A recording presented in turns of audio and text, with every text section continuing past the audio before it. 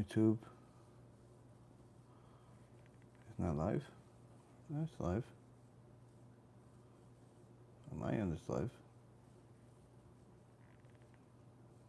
It's live now. Sounds good on Facebook and app. Okay. Very good. Sounds good. All right.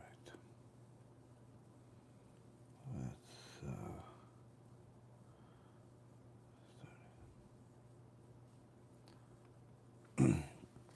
בשם השם נעשה ונצליח, שיעור תורה.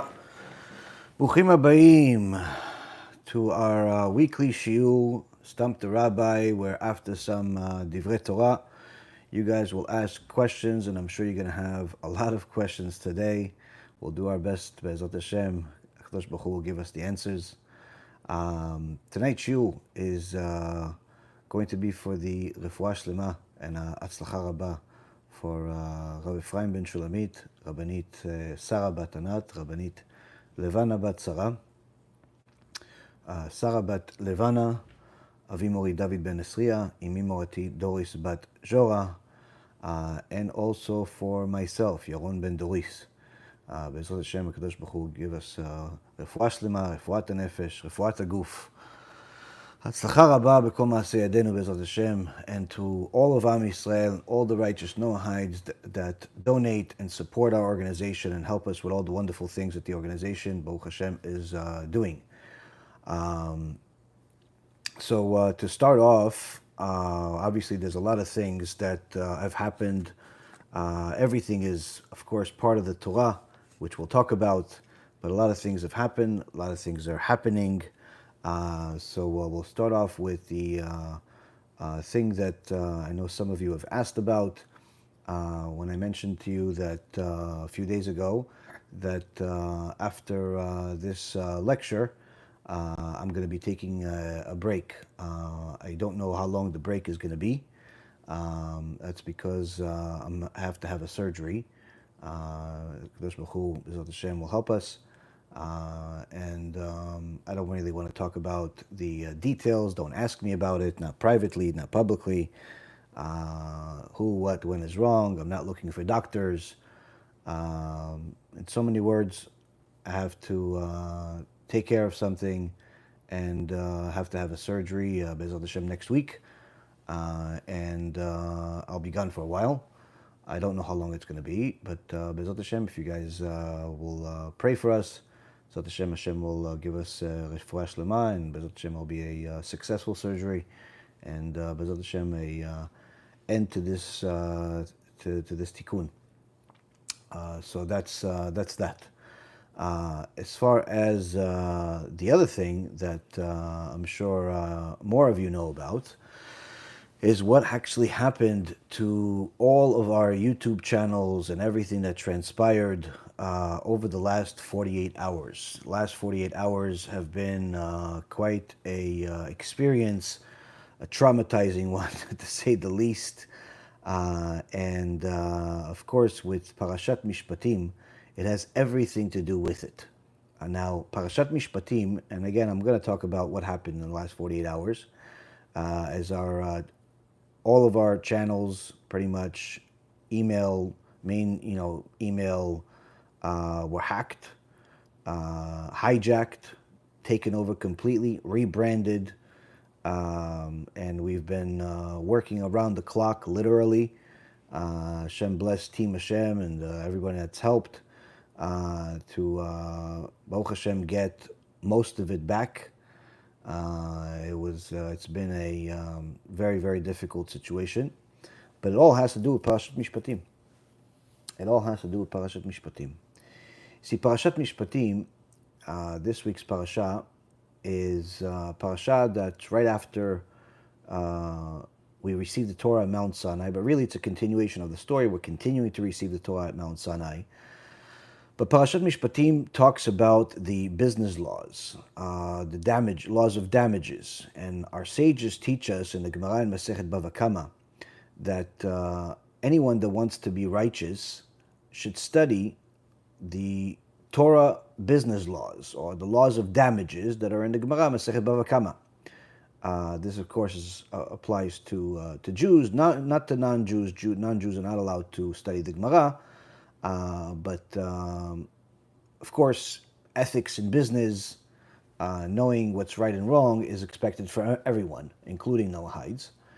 Now, the question is, what does the way that you conduct your business, the way that you work for somebody as an employee, the way that you manage employees, have vendors, pay people, give refunds to your customers, whatever it is, all your business dealings, the way you buy real estate, what does that have to do with your spirituality? Because the Gemara is specifically saying, if you want to be righteous, you have to study these. Now, of course, everyone has to study them regardless. We're all expected to serve HaKadosh Baruch Hu. But again, the question remains, what do the two things have to do with each other? And in fact, this has to do with adults, children, male, female, the working husband or wife, the wife that's taking care of the kids at home. It has to do with everybody. And the answer is that the way that you conduct your business, the way that you conduct your money affairs, has everything to do with your spirituality. So much so that the sages teach that violating these laws is not considered different than desecrating Shabbat. Now, while these statements of the sages seem exaggerated, of course, everyone that's clueless about the Torah laws immediately jumps at the fact that they think is exaggerated, like this one spiritually, almost critically ill person has been spamming me over the last couple of days of how he doesn't even think that wasting seed is from the Torah and it's okay, and all types of stupid things that he's mentioning. I don't even want to repeat them. People that are spiritually sick, typically, they always say, "Oh no, it's exaggerating. You're exaggerating." And of course, it does seem exaggerated. Business law, okay, I didn't pay a refund. I didn't, work the hours that my boss thinks I worked. I didn't conduct my business affairs the right way, and therefore I'm in the same category as a mechalel Shabbat. Yes, technically. Why? Tonight, Rabotai Yekarim, we're going to learn exactly what the sages mean and get some insight about the changes that all of us need to make. We're going to begin with what happened to us as an organization over the last 48 hours. This was not something that you could even ever prepare for. All the technology knowledge that you have cannot prepare you for this. And it all started with this email. This is an email that I got.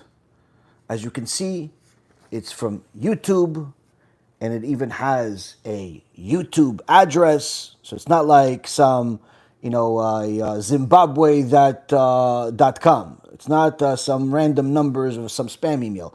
This came from YouTube. How somebody can send an email from YouTube when they're not really from YouTube?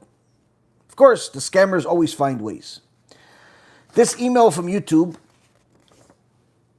told us that there's a message from YouTube president or CEO about changes in the monetary policy. 40, 50-second video that in order to continue having a YouTube channel, you have to authorize it. And this is something that's happened many times. I mean, there's updates on YouTube and every other social media and every other bank and every other organization on a regular basis. You get emails, oh, we're changing the privacy policy, we're changing to this policy. And you have to authorize, agree, disagree, read, ignore, whatever you want to do. In this case, this is one of those that you can't ignore. And they sent you a video. Now, they sent this video of the CEO of YouTube. Now, you knew that it's possible that it's AI moving his lips or whatever, but it didn't really make a difference. What you saw is a video, it's 40 seconds, saying if you want to continue with a YouTube account, you have to authorize this, take this form that's in the description box of the video, and put this code in there.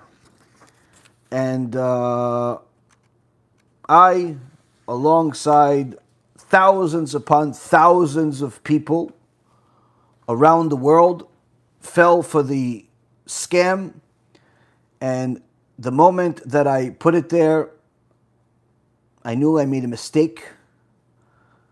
I didn't know why, but it didn't take long for me to realize, because within just literally a matter of 2 minutes or less, I see my access to my account has been changed, backup emails removed, backup passwords, and the backup passwords and the passkeys, everything literally in a matter of less than 2 minutes, maybe even less than a minute. Everything is gone. Everything is out of our control. All of the channels, the main channels, the main English channel that you're watching this on, which Baruch Hashem right now is closing in on 70,000 subscribers. The Spanish channel, Baruch Hashem, that has something like 23,000 subscribers. The Rabbi Ephraim's channel, pretty much everything. We have across our everything, probably something like 20 or so different channels, whether it be the Spanish, Chinese, Korean, Arabic, French, German, Russian, Portuguese, and other languages I don't remember right now. The Tshuva music channel for the music that everybody, Baruch Hashem, loves. The BH Kids channel that Baruch Hashem many people love, especially mothers that can give some kosher Torah in English and Hebrew to their kids. That's entertaining, that's up to date with the technology. And Baruch Hashem, lots of channels, lots of work, lots of employees and volunteers and helpers and endless work. Over a decade worth of work. And you see all of that literally within a matter of seconds disappear. Everything is out of your control. You lost access to everything.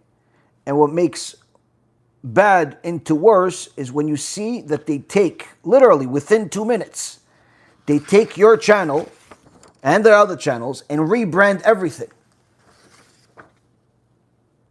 You look at this, they're publicizing some cryptocurrency crooked company. I don't know it's crooked because obviously they're doing this.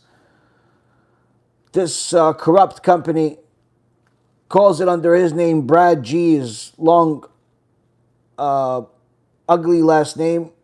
But yet you see, if you get close enough, the channel is still my handle, Rabbi Yaron Reuven. But they took everything. Changed everything, literally within a matter of seconds. All of our videos hidden. And if that's not bad enough, within a matter of seconds later, they're already scheduling a live stream with this guy on there, this Brad guy. And they're marketing it. I mean, I would love to know how they marketed it, that literally within seconds after this guy went live, which was, I think, about a half hour after they took over the channel, they had over 35,000 people watching it live. And again, how quickly they did it and what they did was just unimaginable. And they started, and immediately they put all types of different videos on the channel. How they got it, how they uploaded everything so quickly is beyond me. They had superhuman technology. So you see this guy is on there. He's giving a live feed as if this is his channel, as if the Spanish channel is his channel, as if all the channels are his. And when he's done, then you have another guy. And they're just putting one video after another. And of course, we're seeing this in real time, trying not to lose our minds. There's no one you can call. YouTube, Google does not even have a phone number that you can contact. In fact, you can't even contact them through the YouTube or the Google website. You have to go to Twitter, you have to go to X to go contact them, and then when everything is slow motion,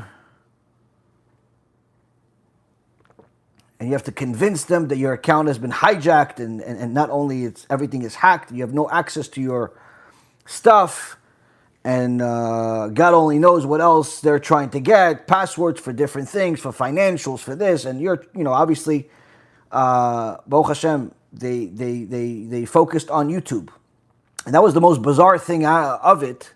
And again, this happened to thousands and thousands of people, not just us, because of how good the scam was. I mean, it came literally from a YouTube email.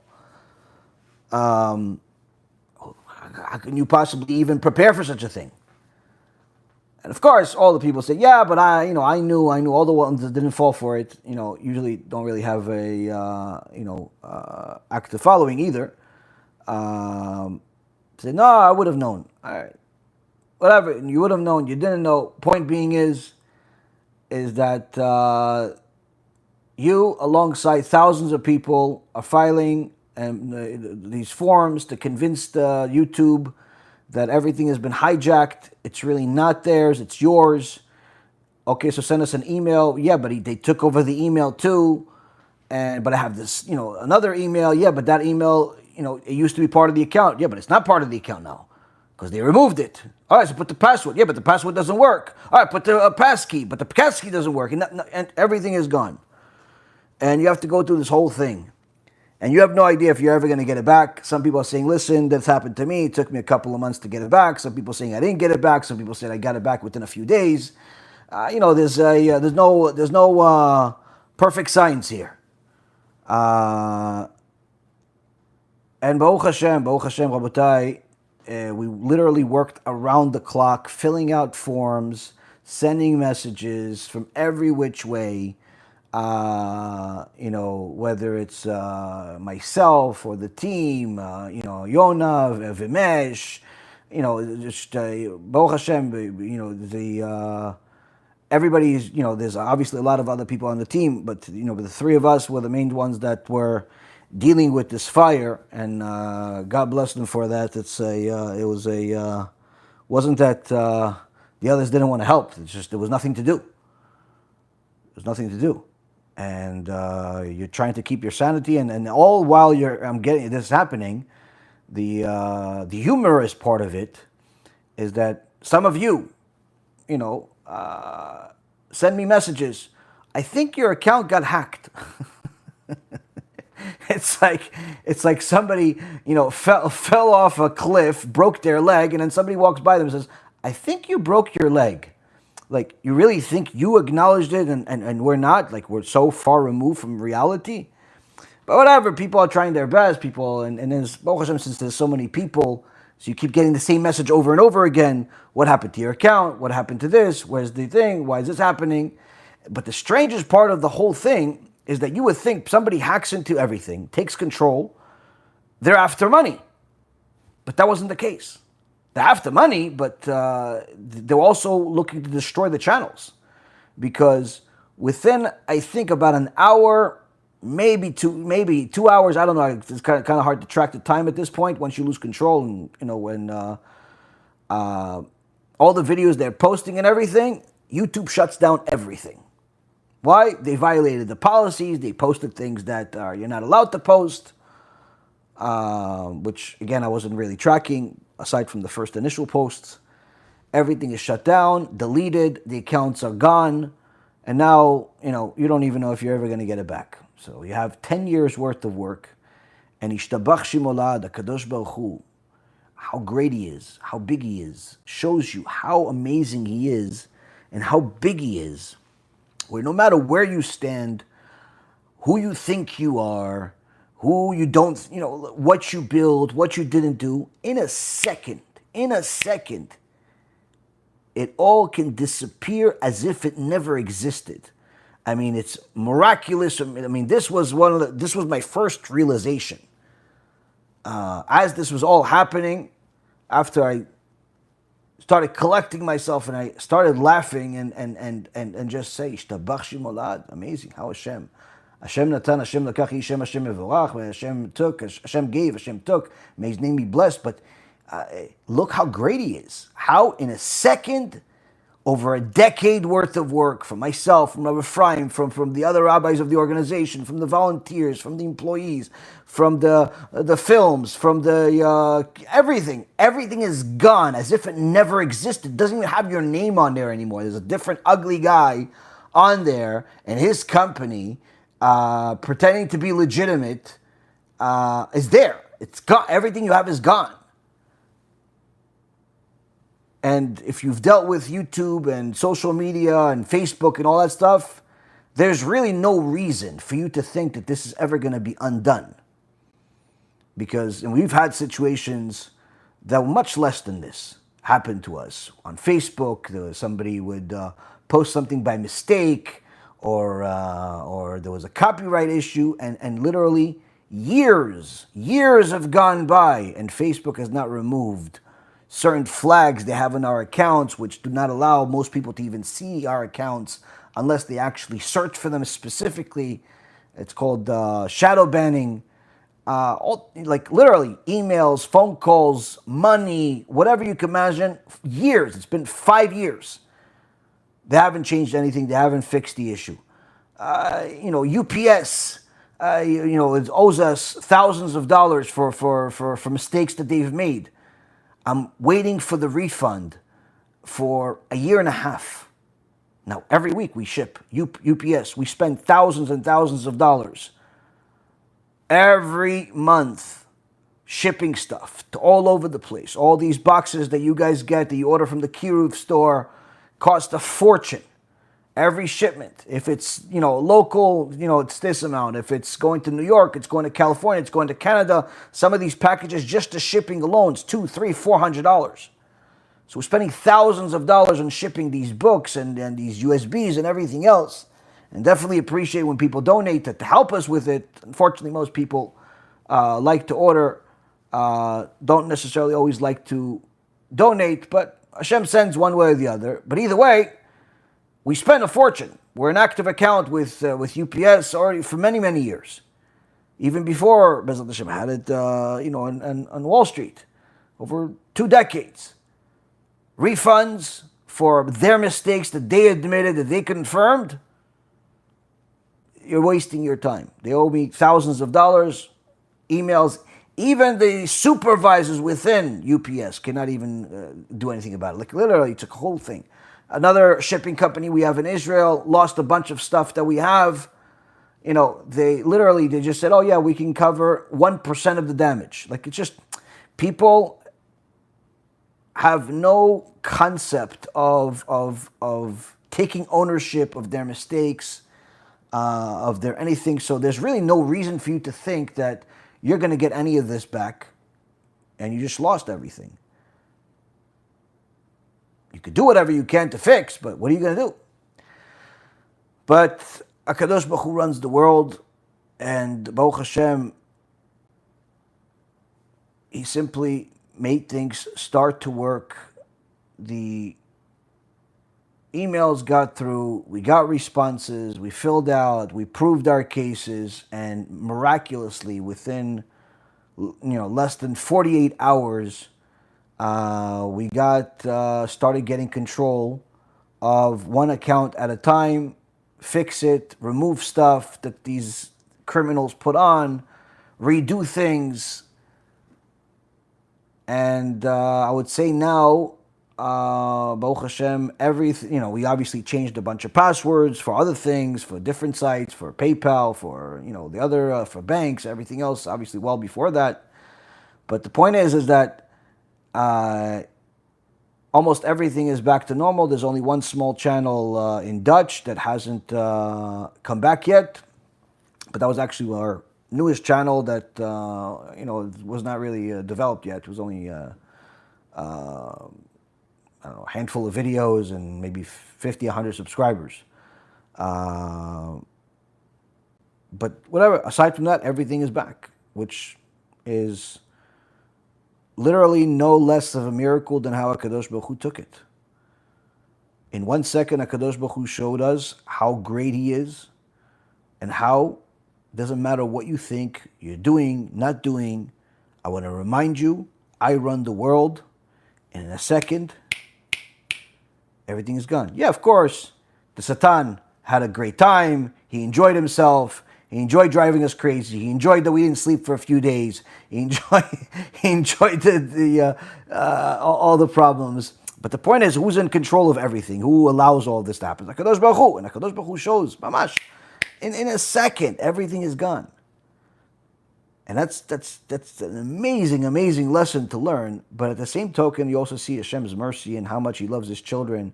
And as I wrote in the post, yes, I didn't respond to anybody that was sending me messages. Your channel was hacked. Where's your channel? I didn't respond to anybody. Only a couple of people were getting any responses from me because they were working with me on getting these accounts back. Aside from that, I didn't even see my kids for a couple of days. Literally was in this room without leaving. But after that, after everything started settling back, we sent out a post sometime in the middle of the night. Yes, our channels were hacked and hijacked, but Hashem got us back. Baruch Hashem. So this, Rabotai, is the story. It could happen to anyone. It did happen to countless people. But the question is, how does this have anything to do with what we said earlier? Parashat Mishpatim. You see, Parashat Mishpatim is the parasha of the emet.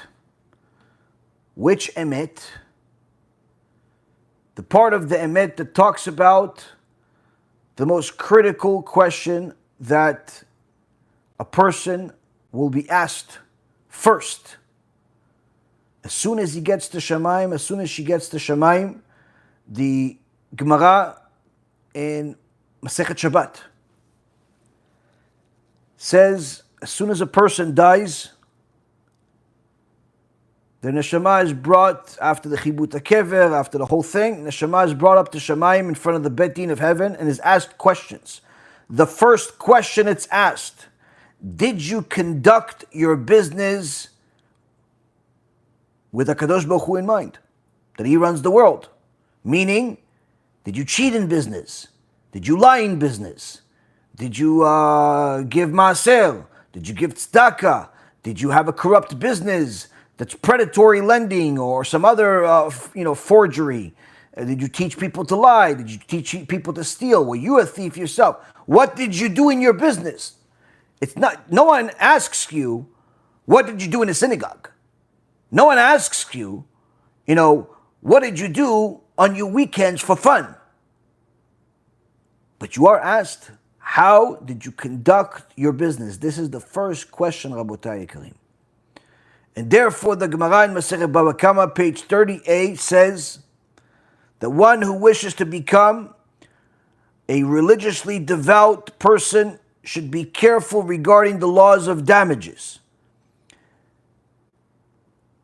And this refutes the misconception that religion is confined to ritual and temple services. Absolutely not. Your business affairs are your spiritual identity. In essence, it is your DNA. Because how you conduct your business says everything about how you conduct everything else.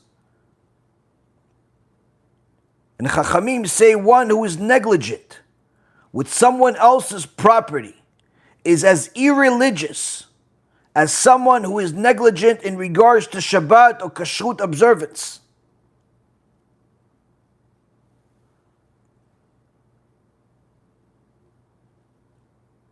So when a person works for someone or has people work for them, you have customers, you have vendors, you have suppliers, you have all types of things, and you don't know how to be a righteous person in business, you already failed the first question in the Bet Din of heaven. And saying Gehenom is an understatement. As there are many stories, whether it be Rabbi Akiva, who saw a ruach carrying trees, and he looked black, and he told him to stop, commanded him to stop, and then asked him, why are you carrying all these trees? Who are these bosses? Are you a slave? I'll buy you. I'll help you. He says, no, I'm not from this world. I take these trees, I have to cut these trees every day, and then the Malachei Kabbalah burn me with them. Or it's Rabbi Yehuda Ftaya in his Sefer Ruchot Mesaprot, with a similar story by a woman named Rosa.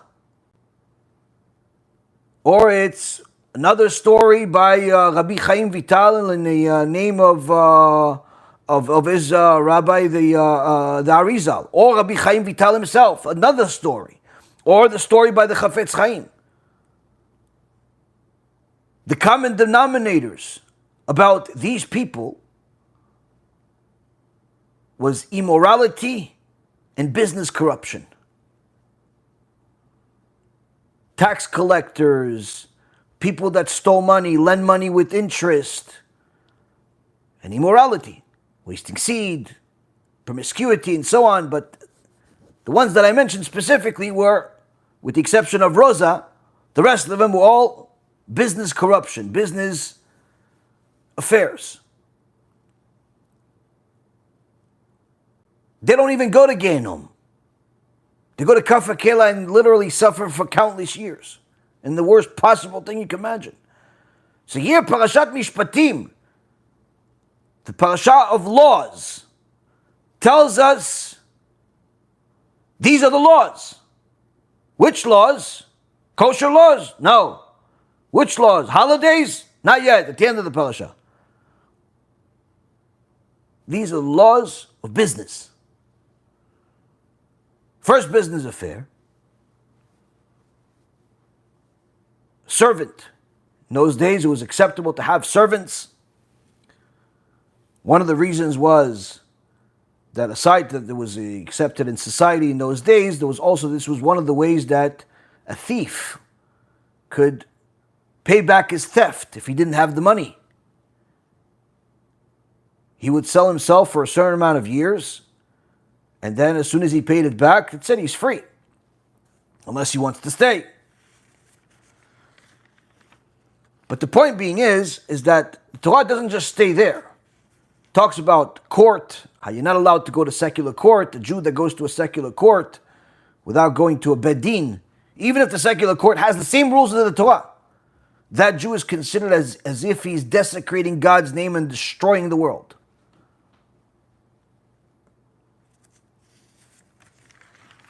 The Torah gives us all types of damages that happen, whether it's someone that took advantage of a young woman that was naive,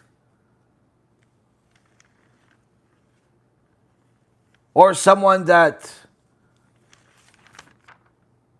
hit somebody and hurt him or killed him, or even hit a relative or a servant, maidservant, or someone got into a fight, two people got into a fight, and a woman got hurt and ended up miscarrying because of that. Or his property caused damage to somebody else's property. He had an ox, The ox ran over a man or a woman or a kid, killed them, caused damages. In today's world, this would be like a car accident,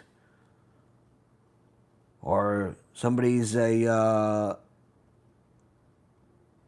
property hurt somebody else's. All of these things are in the parasha, Rabotai. And the Torah tells us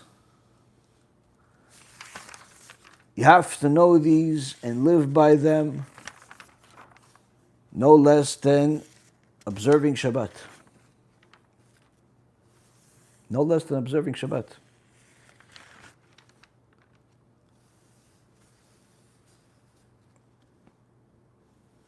Because the Gemara says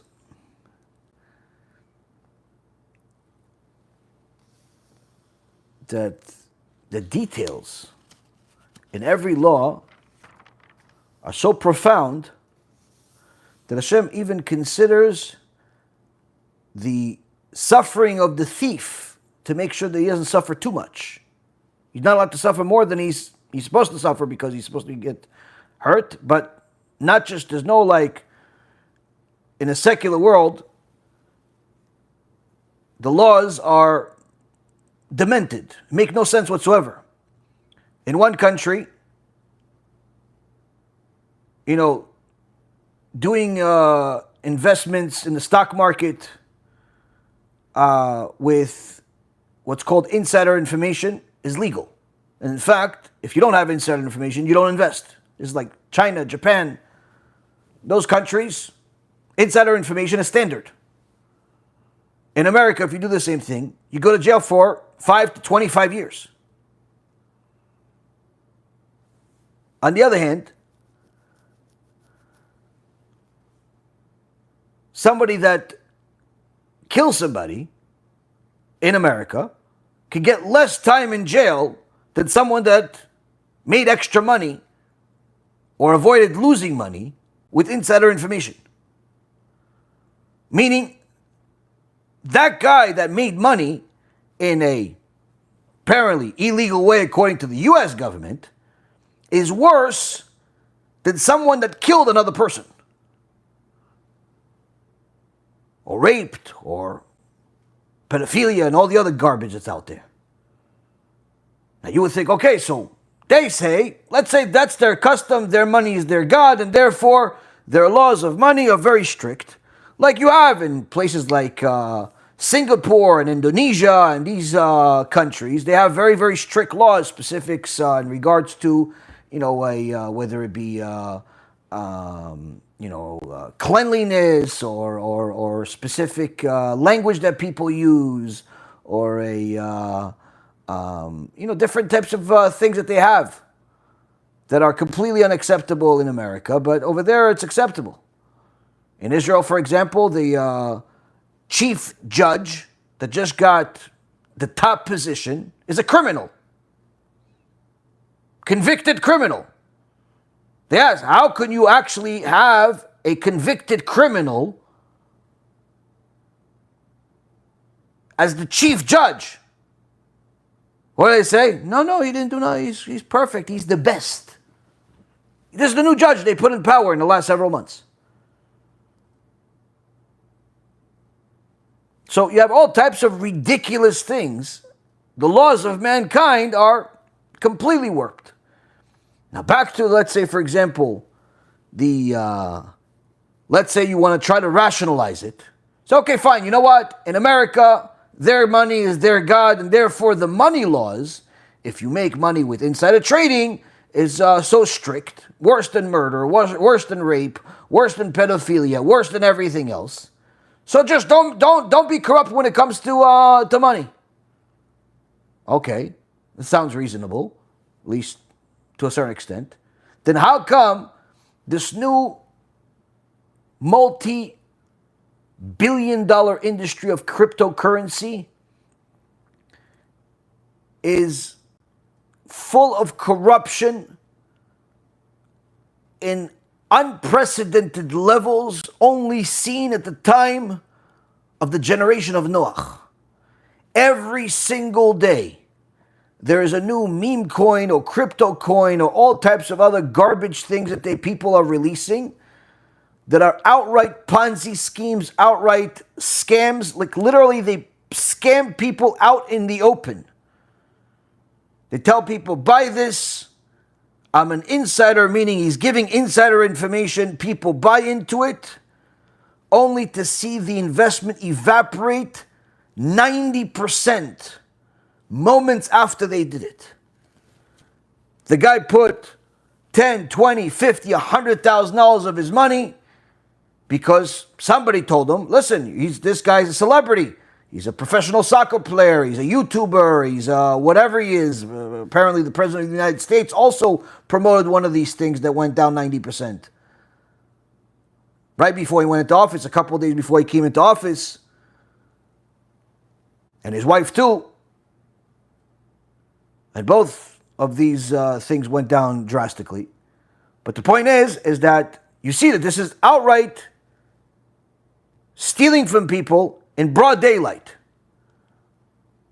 And who makes the money? The insiders.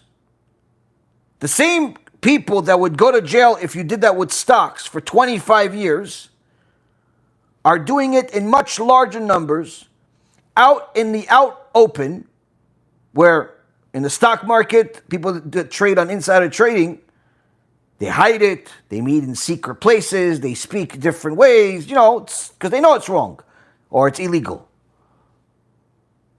Here in the cryptocurrency, what's been happening the last couple of years, out in the open, they tweet about it. They make videos about it, laughing at people. And then they promote another coin.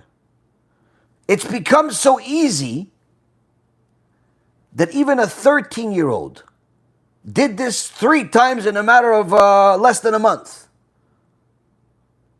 Launched something, robbed everybody's money. Couple of days later, launched something again, robbed everybody's money.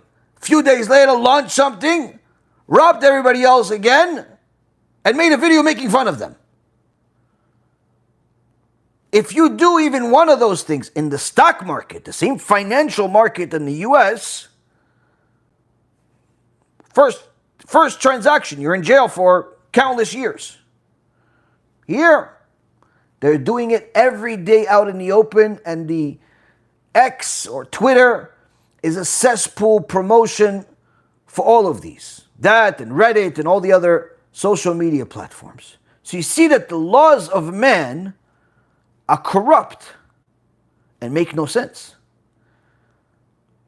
But when you go into the laws of the Torah, HaKadosh Baruch Hu says there's no such thing as being a criminal without consequences. And if somebody gets away with it in this world, they still don't get away with it in the next world. Nobody gets away with it. But even if you go in this world and you found a thief, you caught the thief, he stole the equivalent of a car, he stole an ox. He gets, unlike stealing money where he has to pay double, he stole the ox, he has to pay 5. He has to pay 5-fold.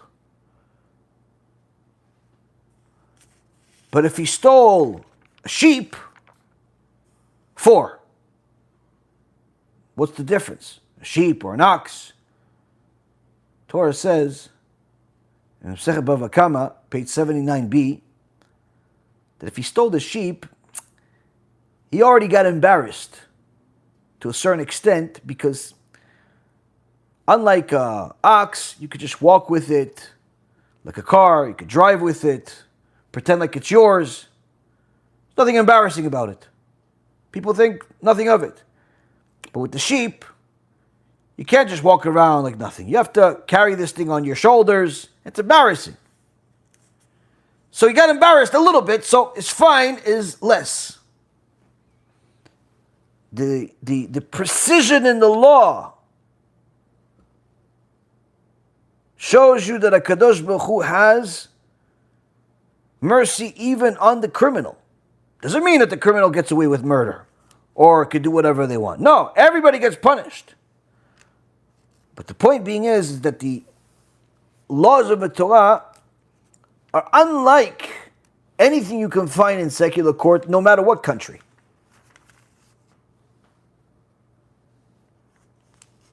And therefore, the Rambam says a person has to know that when it comes to this guy that stole the sheep or the ox or whatever he stole, this is not just to teach you don't steal. This is also to teach you that it's forbidden to buy stolen property. Because by buying stolen property, you are encouraging the thieves to continue with their trade.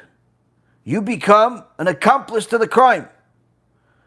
And therefore, the Torah demands not only that people don't sin, but they don't do anything that will encourage or imply approval of dishonesty that other people have.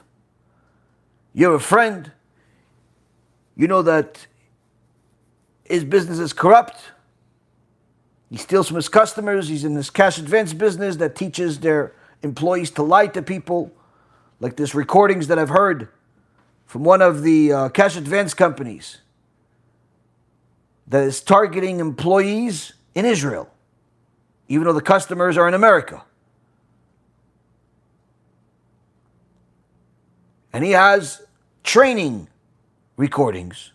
And I heard this with my own ears.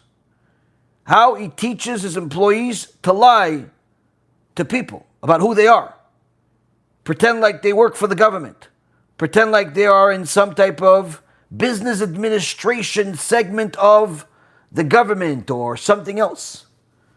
Pretend like they're simply not criminals. And the way he talks with confidence and conviction that this is not a big deal. Lying to people is not a big deal. Being a predator is not a big deal, according to him. And he also pretends to be religious too, by the way. Don't think that he's Mechalel Shabbat. No. You see him, you're going to see him in shul on Shabbat. He has talit on. On Sunday, you'll see him with tefillin on.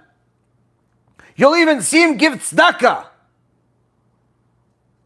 How many of these organizations are raising millions of dollars from hands that have blood on them? Knowingly. They know that the guy has a cash advance business. They know that the guy has a crooked business. But they still go to him for donations. Why? He's making so much money every month. They don't feel shy about asking him for $500,000, $1 million, $2 million, $5 million. Whereas the other people that are in standard businesses, even if they're successful, people are always gun shy of asking a lot of money. But the cash advance business, debt consolidation business, which is a new scam that's being merged with the cash advance, this is all called fast money. Fast money. People literally, they start day one without even knowing the definition of cash advance, without even knowing how to balance their checkbook. Within a matter of a few months, they're already making tens of thousands of dollars by literally destroying people's lives in the process. What? It's not my fault that he couldn't pay it. It's not your fault that he couldn't pay it. What? You didn't think that if he borrowed money at a APR of 100%, 200%, 300%, it's impossible for him to pay it, especially since he has to make payments every single day in many of these cases. They literally take money out of his bank account every single day. And if he defaults on one of them, he's done for. Even if he made 900 payments in a row, he defaults on one, he's done with.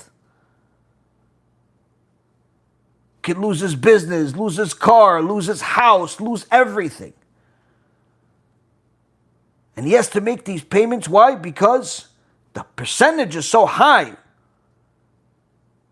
60, 80, 100, in some cases 4,000%. That There's no way that the creditors are willing to wait a whole month for payments. 2 months for no, they're not waiting a year. No, they take payments literally, in many cases, every single day, in some cases, once a week.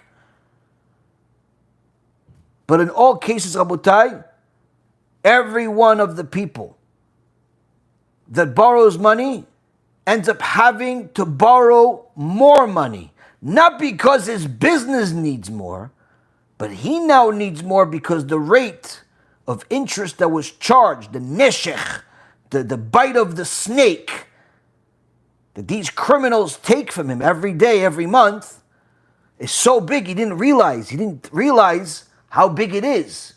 It sounded good. So now he has to refinance the loan and get another loan. And that's why a very high percentage of the people,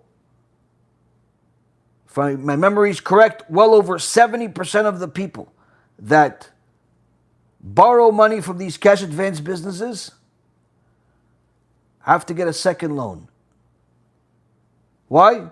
Because the first loan put them in so much trouble, they need more time, they need more money to pay back the first loan.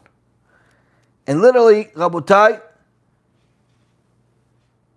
while there are many Gentiles in this business, many secular people in this business, unfortunately, there are also many people that call themselves religious Jews in this business. And these people are making a fortune. Not just the owners, like it's typical in businesses, if there's success, the owners are the ones that make a lot of money. Yeah, of course the owners are making a fortune. But even regular employees, guys that literally may not even know the alphabet without getting some assistance from somebody. Within a matter of a couple of months, they're making tens of thousands of dollars. And no one thinks much of it. I have a guy that's saw my film, or at least one of my shiurim about the topic. He's like, listen, I have a business that sells, I don't know, some product, furniture or whatever it sells. Small business, sells it, but I was struggling with it. And in the same building, there's a cash advance business that needed a bookkeeper. So they hired me. Bookkeeper you can get for $100 a month, $200 a month. You get bookkeepers for nothing. They're paying this guy $150,000 a year to be a bookkeeper. You didn't think there's anything wrong with it? That they're paying you so much money to be a bookkeeper? Well, it's a lot of money and it's helping me run my business. Yeah, you're killing people. You're the guy that's processing all the death certificates. No, but there's no way that maybe it's allowed or maybe not. What's allowed? What's allowed? How could it possibly be allowed? You know firsthand when you look at any of the loans. On day one, everyone seems happy. The broker is happy, the customer is happy, the bookkeeper is happy, the clerk is happy, the secretary is happy, even the phone company is happy. But it doesn't take much longer before that changes. And the customer realizes that he just made a mistake of his life. Why? Because he didn't realize that 50% per 6 months is really 100% per year. And even if it was just 50%, it's still predatory. But he didn't realize that he has to pay double the money just to break even. He borrowed $10,000, he has to give $20,000. He didn't realize that. Where is he going to get that kind of money? He figured it's going to be like a credit card. You borrow $10,000, you have to give back, I don't know, $12,000, $13,000. No, Habibi. Not only you have to pay double, you have to pay double now. You don't even have 5 years, 10 years to pay it. And they're getting all the young, naive, or the struggling Jews to go into this business. We're going to tell them, where else are you going to make $10,000, $20,000 a month without having experience and all types of certificates and diplomas? And so where are you going to make that kind of money? The best job you can get is maybe working in a stock room, maybe a couple $100s a week. Here I'm telling you, I'm giving you a job, you can make a couple $100s an hour. For what? Making phone calls, answering phone calls. They don't tell them for murdering people and destroying their life. They don't tell them. And I heard phone calls of people, of victims of these cash advance companies. How they started off with one small loan. The business was good. The business was successful. The business was making $7 million a year. And a small loan to get them to close a deal faster than they would otherwise. Small loan for a few $100,000 has now ballooned into 7 loans that are 10 times the size of the original loan because of what happened, because of the interest. The $7 million business literally is using the vast majority of its profits just to pay the loans. There's no profits. The owner is sleeping in the office. And you think this is one business? Countless businesses like this. But yet, there are organizations, there are rabbis, there are all types of people that know what I'm saying to you is true, but they still put their check mark on it. They still accept the donations from these criminals. They still even ask them for donations. They still call them tzaddik. They still pretend like everything is good. Every one of these people is going to go to Gehenom, Kafakela, and all the worst possible things that I ever told you about from the Torah, and the stuff that I didn't tell you about, and will never come out. Why? They are literally creating a Holocaust. And this Parashat Mishpatim tells us the business laws, Rabotai Yekarim. If you violate them, you're no different than a Mechalel Shabbat. Now, most people think, okay, well, I'm not in the cash advance business. I'm not in these corrupt businesses. I work for a telephone company. I work for a computer company. I work for a law company, whatever. Okay, great. You think that you're fine because you work? Your employer pays your salary? Yes. You have to go to work? Yes. What time to what time you have to go to work? Let's just say you have to go 9 to 5. Now you work 9 to 5, as far as the hours, as far as what pay you get. But in reality, you don't work 9 to 5. According to statistics, the average person that works 8 hours a day according to the salary maybe get 1 hour per day of actual work. Why? The rest of the time they're wasting. The rest of the time they're wasting on the phone with their girlfriend, with their boyfriend, with their phone company, fixing their phone, buying a phone, doing grocery shopping, chit-chatting with the coworkers, going to lunch, going to the bathroom, hiding in the bathroom. 8-hour workday, average person is getting an hour. Some companies already started instituting changes. Get people to log on to see what they're actually doing. And you see, oh yeah, he logged in for 5 hours. He logged in for 5 hours. But according to the system, he didn't work for 5 hours. The computer was on for 5 hours. Yeah, computer doesn't go off. He was logged on with his keyboard. Sure. But according to the system, according to reality, in the best case scenario, out of the 5 hours, maybe he worked 30% of the time. Maybe. Why? He's a thief. She's a thief. What did he do the rest of the time? I don't know. Watch YouTube, play on their phone, went grocery shopping, play with their kids, play with their, with tools. Who knows what they did? And they think, well, but I'm religious. I'm a religious person. I pray to God every day. Okay, you can pray as much as you want. But guess what? You have a very serious problem. No different than a Mechalel Shabbat. No different. Why? You're a thief. Now, there are some employers that don't care. Why? They don't really care how much time you actually work. They care about results. He says, listen, you have whatever time out of this day that you're working, I don't really care. I'm not paying you I don't care about the time. If you finish your work in an hour, go to the beach for all I care. for the rest of the day. I don't care what you do. There are certain employees like that. But the vast majority of employers are not like that. They pay you for 9 hours because they expect a high percentage of those 8 or 9 hours to be actual work, not for it to be you doodling with your hands and drawing pictures and chit-chatting with your friends on TikTok. They're not paying you for that. So while you may not be the criminal from the cash advance business, the criminal that is selling things that don't exist, the criminal that says, I'm going to do debt consolidation, but in reality, after you pay me the fee, I'm not going to do anything. I'm just going to tell you owe the money.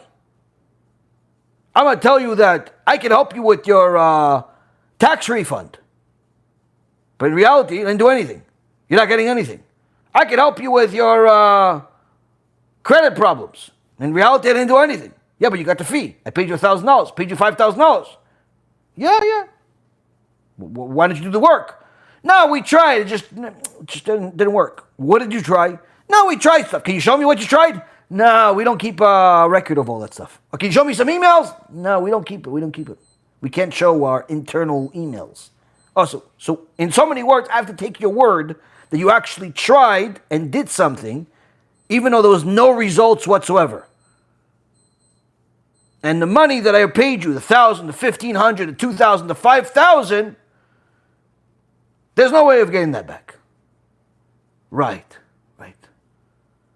And you think it's the only one?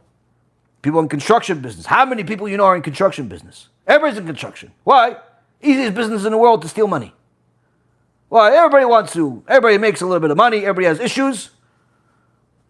Yes, senor. What can I do for you? Well, we want to fix our kitchen. Okay, we'll fix your kitchen. What about your living room? Oh, maybe the living room too. Okay, no problem. Give me a quote. Okay, get quote. 40,000, 50, 100, 200,000, depends where you live. Okay, you have to give half the money now. Okay, give them half the money. He's excited. She's excited. We're going to have a new kitchen. Yay! Okay. They start destroying stuff. 40, 50% into the job. All of a sudden, they don't show up to work. Hey, what happened? How come you're not in my house today finishing the kitchen? No, we have another job. But I paid you for mine. Yeah, you paid us, but other people paid us also. When are you going to finish? When are you going to come? I don't know, I'll let you know. Weeks pass by. You're still with a broken kitchen. You're still missing tiles on the floor, on the walls, on everything. Well, you already got half the money, 75% of the money, sometimes all the money.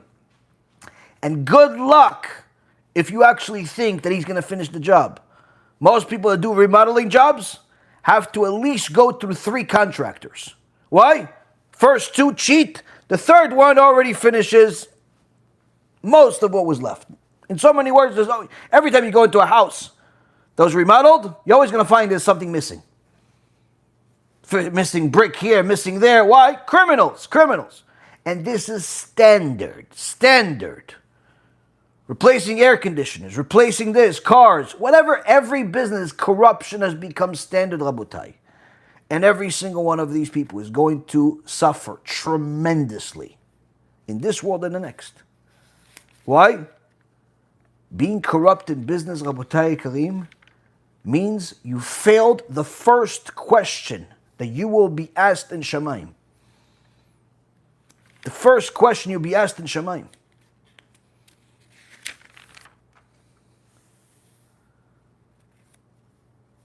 Torah says, Parashat Mishpatim, chapter 22, verse 24, when you lend money to my people, to the poor person who is with you, do not act towards him as a creditor. Do not lay interest upon him.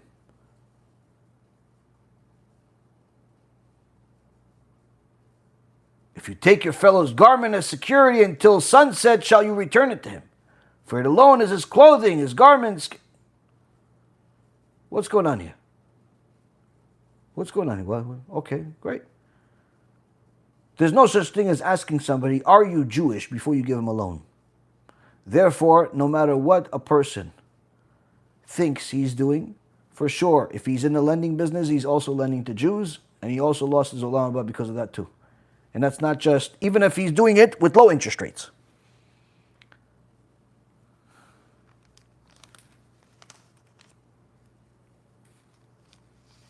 Now,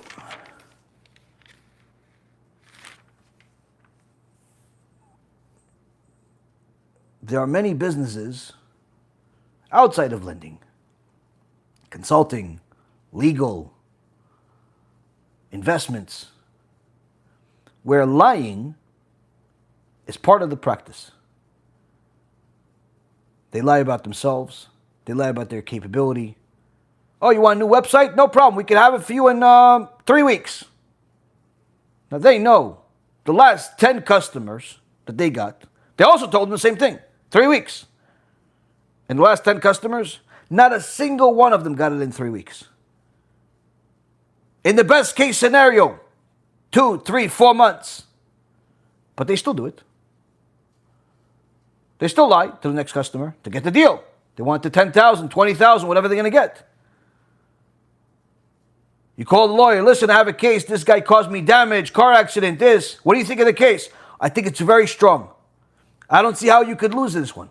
I think you're very strong. Listen, I can't guarantee, but it looks very, very strong. Yeah? Okay. All right. You sound good. I want to hire you as my lawyer. All right. Sign over here. Pay the retainer $5, $10, $15, $20,000. Now we'll get to work. All right. The moment that money comes in, all of a sudden, the next conversation, the lawyer doesn't sound so confident. Listen, it's a tough case. Yeah, but you knew everything beforehand. Tough case. What do you tell me? Tough case. I don't care. A tough case. I paid you. I paid you for a tough case. Yeah, listen. It's. I don't think it's going to cost. I don't think it's going to be that. It's going to be a tough case. I think maybe you want to settle for 2% of what you asked for. Maybe you're going to owe them money. What? But what do you mean? But I paid you. But I paid you. I paid you, and you told me that it's easy. How could I lose? You were more confident than me. I don't know, but I don't remember saying that. I told you, I can't guarantee anything. That's what I do remember saying. All of a sudden, they have all the right words to say. Now, guess what? We think you're the first customer. They did this too. Every customer, he says the same thing. Every customer, he tells them before the retainer, very confident, you're doing great. The money comes in, all of a sudden the confidence, the patience, the time, the expertise, everything goes out. Everything goes out of the window. Why? Made the sale already. Made the sale. Lawyer, accountant, doctor, software engineer, developer, it doesn't matter what profession. Lying has become standard policy in the world. And the Torah says in chapter 23, verse number 7, distance yourself from a false word. Not only don't lie, but if you know that in your company there are liars, what permission do you have to work there? If you know that the way they're making money is by lying to everybody, over-promising and under-delivering, if they even deliver, why do you think it's a good place to work? Well, listen, all I do is just the bookkeeping. Oh, so you're pretty much tallying all the dead, all the victims. Rabotai Karim, it's a very, very difficult world to live in when corruption is everywhere you look. When corruption is everywhere you look. Most people send me business questions. It's not because the idea is difficult or the question is difficult. 8 out of 10 business questions that I get, and it's not just me, I can assure you it's pretty much everybody, that you get from people, 8 out of 10 questions that people ask you about whether something is allowed or not allowed is because what they're doing is corrupt. It's because what they're doing is wrong. Am I allowed to sell this product even though I got it from somebody else without paying it? Can I still sell it and make money?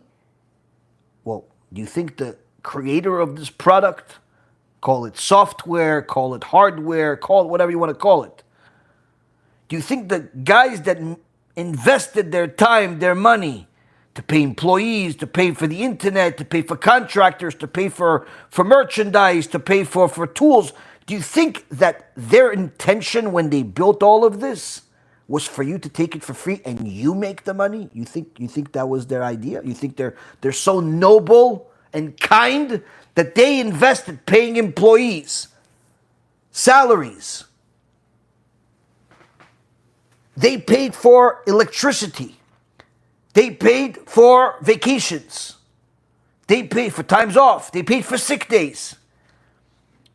They paid all of that so they could create something, not because they want to make money, chas v'shalom. No. They don't want to make money. They want you to make the money so you could sell it because you found a way to hack it.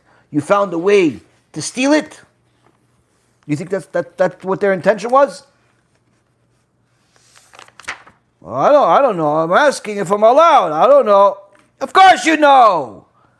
Of course you don't need a rabbi for this. You have to go to prison for this.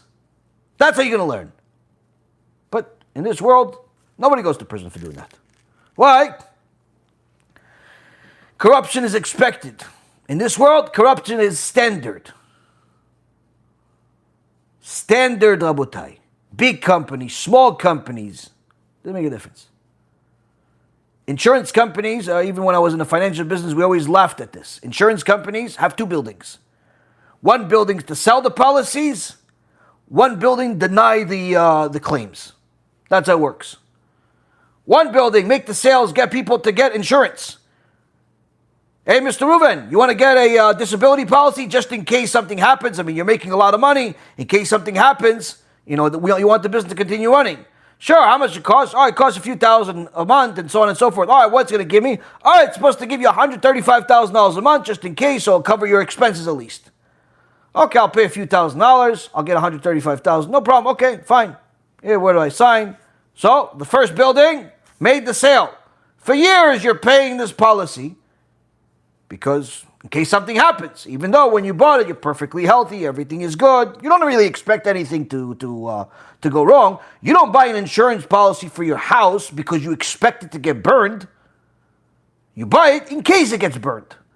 You don't buy car insurance because you expect to get into car accidents or you expect somebody to steal your car. No, it's in case that happens. So you pay the insurance. So the first building, the product seemed perfect. The health product, the car product, the disability product, whatever product. First building, experts. They're friendly. They have good marketing material. They seem even generous when they give you these little tchotchkes to make you feel like you're buying into a brand name and a reputation. When are you going to find out the whole thing is one big hoax? When it's time to file a claim. When it's time to file a claim, all of a sudden you see that it's not as easy to get money from this policy that promised to get you money as it was to pay the money. Paying the money is always easier. Paying the bills, always on time. Shem, have mercy on you if you're late on your bills. Always on time. The landlord always wants you to pay the rent on time. Mortgage company always paid on time. Same date, same time. Delivery people right now need the money. Don't mess with me. Don't be late. I can't handle lateness. Send you 500 emails, threats, calls. Just the headache that you get from being late even a few hours or a few days is not worth being late. So paying the money, no problem. People are proud of themselves when they pay everything on time. But getting the money, getting that refund when they did something wrong or didn't give you the product, or the product doesn't work, or filing an insurance claim, all of a sudden you see, wait, the product doesn't really work like you said it does. You said if something happens, you're going to give me money. Well, something happened. Something happened. How come I'm not getting the money? Listen, that's a different building. What do you mean different building? Your insurance company. No, we're in the building of selling. Okay, where's the other guy? No, he's a different building. He's across the street. So go over there and talk to him. I can't. That's not my job. What do you mean it's not your job? You told me you're the... What? I'm sorry. Good luck. Good luck, though. Good luck. If you have any friends that want to buy the insurance, let me know, though, okay? I need some referrals for my business. I want to get a free trip this year if I become top salesman. Okay?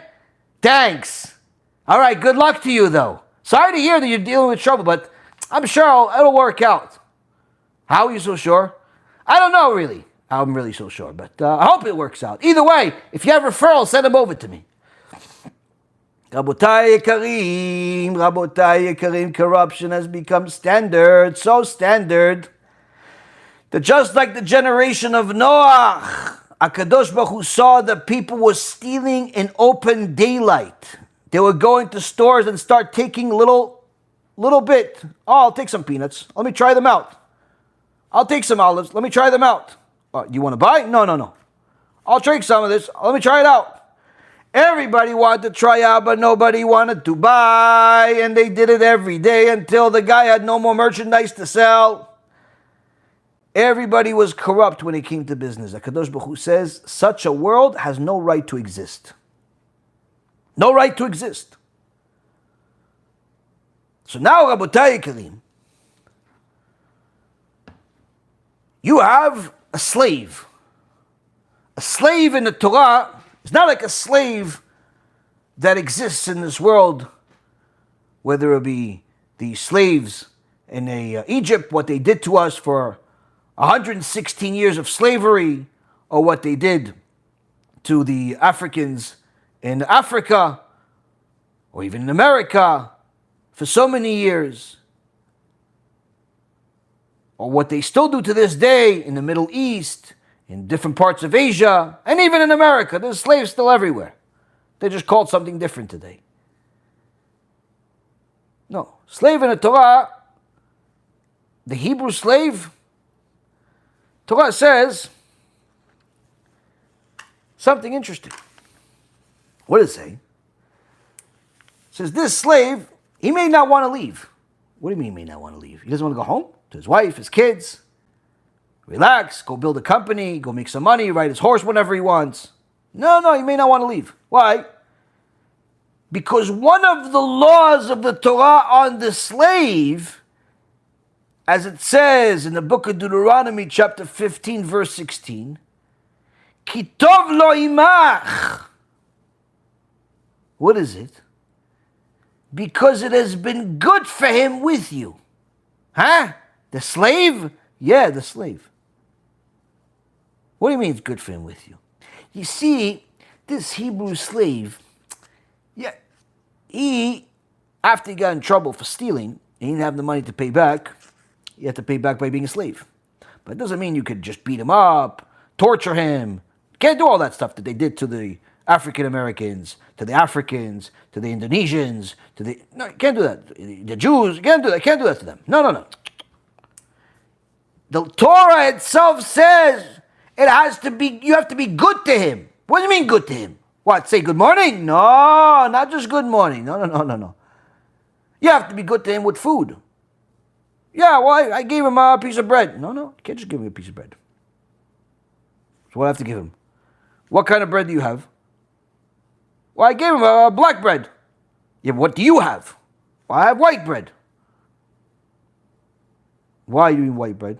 Well, I mean, it's more expensive. I like it. It's better. It's much better quality. Well, guess what? If you eat white bread, he has to eat white bread. What? But he's a slave. Slave, no slave. You eat white bread, he has to eat white bread. But it's expensive. Okay. I can only afford one. So give it to him. And you eat the black bread. Are you serious? Yeah. He gets the better bread. Yes. What about the drink? Well, I have to give him better wine too. Now you're getting it. Sure, yes. What do you mean? I gave him some drink, but I got the more expensive stuff for myself and my wife and my kids. I work really hard. He's my slave. Exactly. You have to give him the better stuff. If you cannot afford the better stuff for both of you, he gets it. And that's why the Gemara says, because it has been good for him with you. He doesn't want to leave. This teaches that your servant shall be with you in food and with you in drink. Meaning, it should not be that you eat bread made from fine flour and he eats bread from inferior flour. No, no, no. Or that you drink aged wine.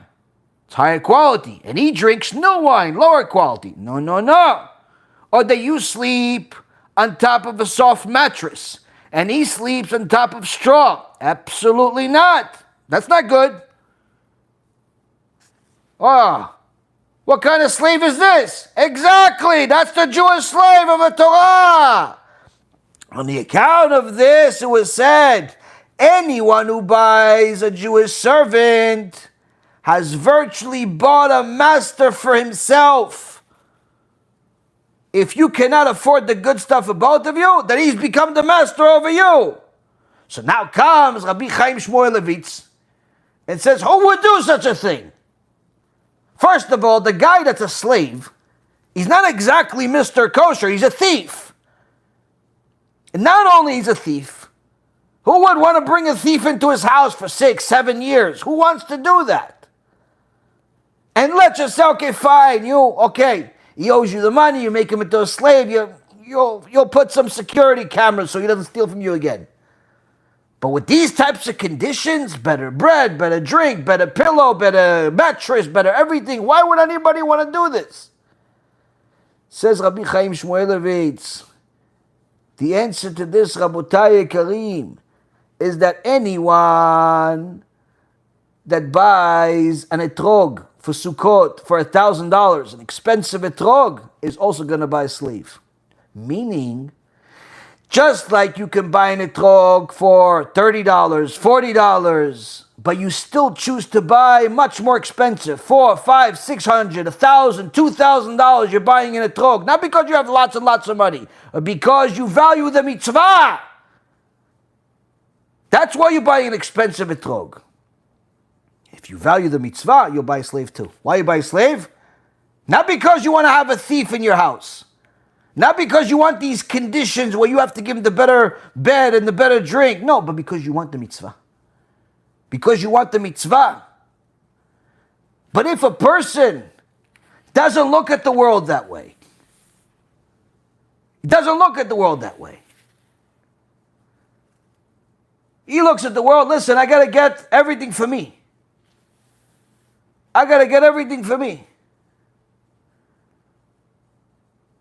Whatever's beneficial for me, that's what I'm going to do. Even if it's not a mitzvah. Then such a person, they're not going to be careful with their business. They're not going to be careful with the rest of the mitzvot. And they're going to be corrupt. They're going to be crooked. They're going to become the enemies of HaKadosh Baruch Hu. And Rabotai, the number of people that pretend to be kosher, act kosher, go to shul, give tzedakah, act charitable, look righteous, but in reality they're criminals. Only HaKadosh Baruch Hu knows the number. But I can tell you, the world is an illusion. The world is an illusion. People are in all types of businesses. Sometimes they're even rabbis, and they're corrupt. I had one guy, used to work for me. And then he decided that he has a better opportunity somewhere else. I said, good luck to you. Didn't exactly agree with the way that he ended things, but wished him the best. It wasn't too long after that he came back and said, listen, can I work for you again? What do you mean? You had a better opportunity. Usually people don't come back from a better opportunity. Usually people stay with the better opportunity. He goes, yeah, that wasn't true though. What do you mean? You lied? He goes, no, I didn't lie. They told me they're going to do all that stuff. They're going to pay me. They're going to do all this stuff. Okay, so what happened? They didn't pay. Huh? What do you mean? The better opportunity was the worse opportunity? Yeah. You know how many of these stories? You know how many stories I've dealt with? People always think the grass is greener somewhere else.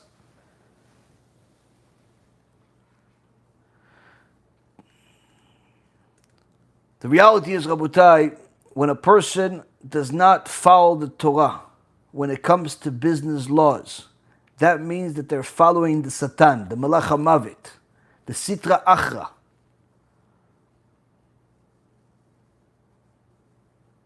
And such a person surely may have some good things that they do. But when good things come from other people's pain, they're no longer good. If somebody is giving tzedakah with stolen money, it's not tzedakah.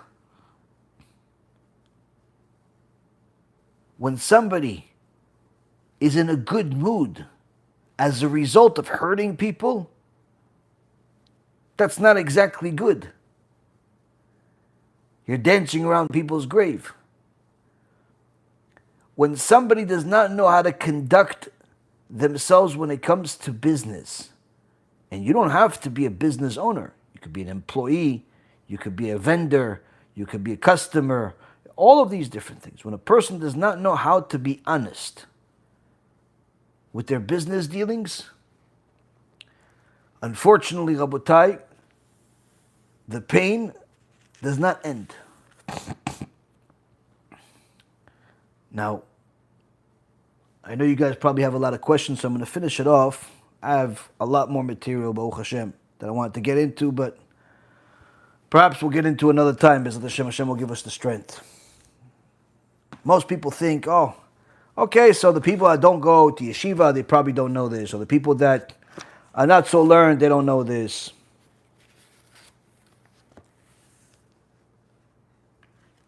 But the people that are religious, this is not a problem to them, unless they're inherently bad people. Not necessary.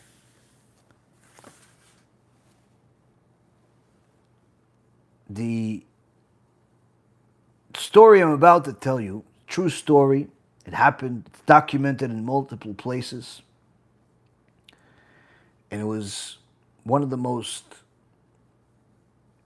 extraordinary miracles that happened at the time.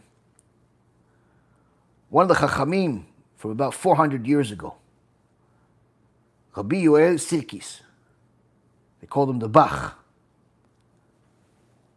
after his Sefer.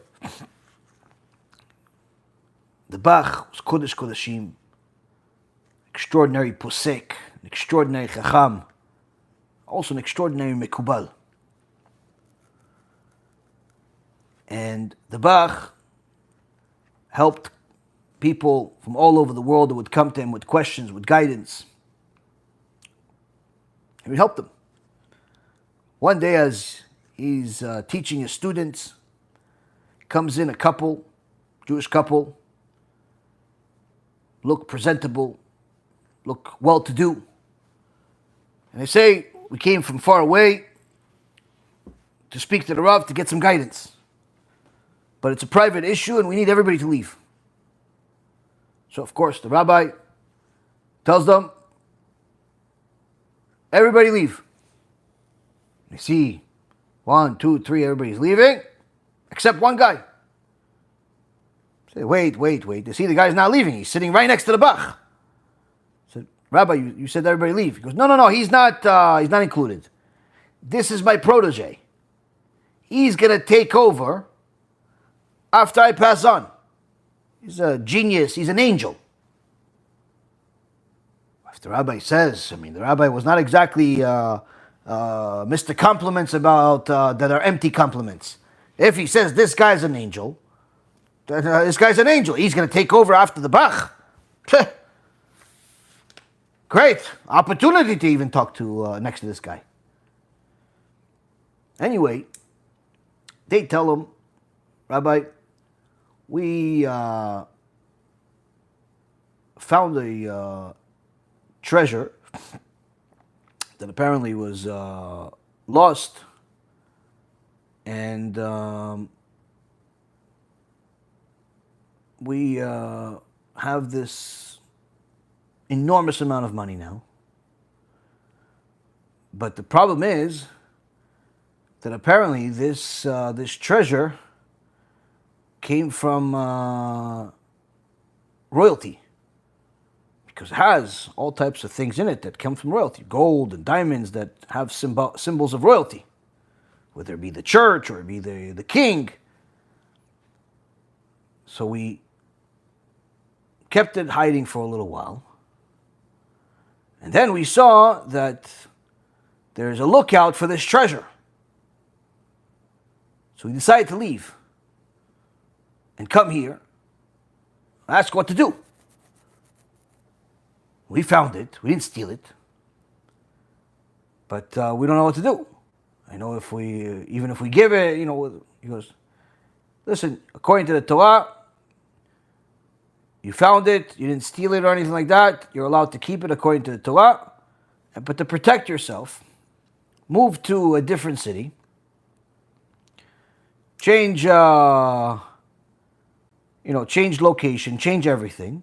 Over there, they're not going to know you. They're not going to know that you weren't wealthy until now or anything like that. And that's it. Okay. So they listened to the rabbi. They moved on. Years passed. And that protege, although he learned an enormous amount of Torah, you're supposed to be the one that took over after the Bach. This is not a regular person. But when you learn Torah, but you're still connected to wasting seed, to immorality, to filth, that Torah only empowers the sitra achra. And therefore that Torah eventually became like the drug of death for this person. And he decided to abandon the Torah. But he wanted to stay important. He wanted to stay relevant.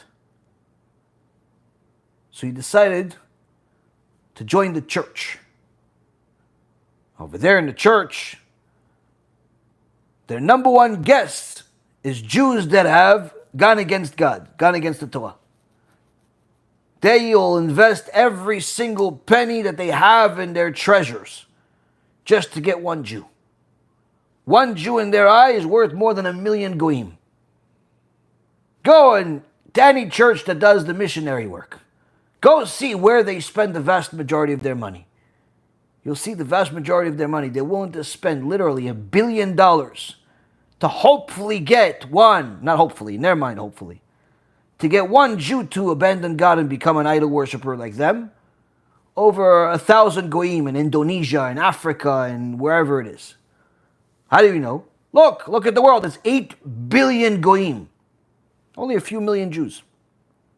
But a majority, you see an enormous amount of money, as far as missionary work, to go after the Jews. Why? Go get all 8 billion goyim to become Christians, Catholics, Protestants, whatever you want them to be. No, we want the Jew. Why? That's the way it is. So this Jew, this heretic that learned a lot of Torah but stayed corrupt within, eventually abandoned the Torah, joined the church. And of course, since he had an enormous background in the Torah, he escalated the ladder of idolatry very, very quickly. They made him from somebody very important in the church, and he wanted to go and be in the category of becoming one of the next cardinals and perhaps even the next pope. But he had to make a statement.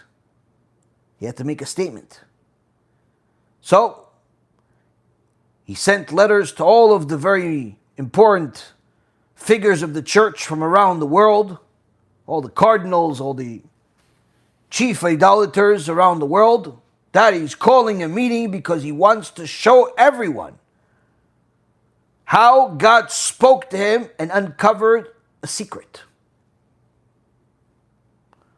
In those days, there's no planes, there's no trains, there's horse and carriages and ships. But when there's such an announcement from someone that could potentially be the next pope, everybody comes. Worldwide meeting gathers, and as part of the event, you also invite a few outside guests. The day comes, and one of the guests is Rabbi Sirkis, the Bach. The Bach doesn't know why the church would invite him. He has no idea who invited him even. He changed his name, the guy. Instead of Yankale, he's now Christopher. So the Bach comes, has no idea what to do, why do I have to come here? But he knows that he can't say no or it's death penalty. So he comes to this meeting. It's a big hall.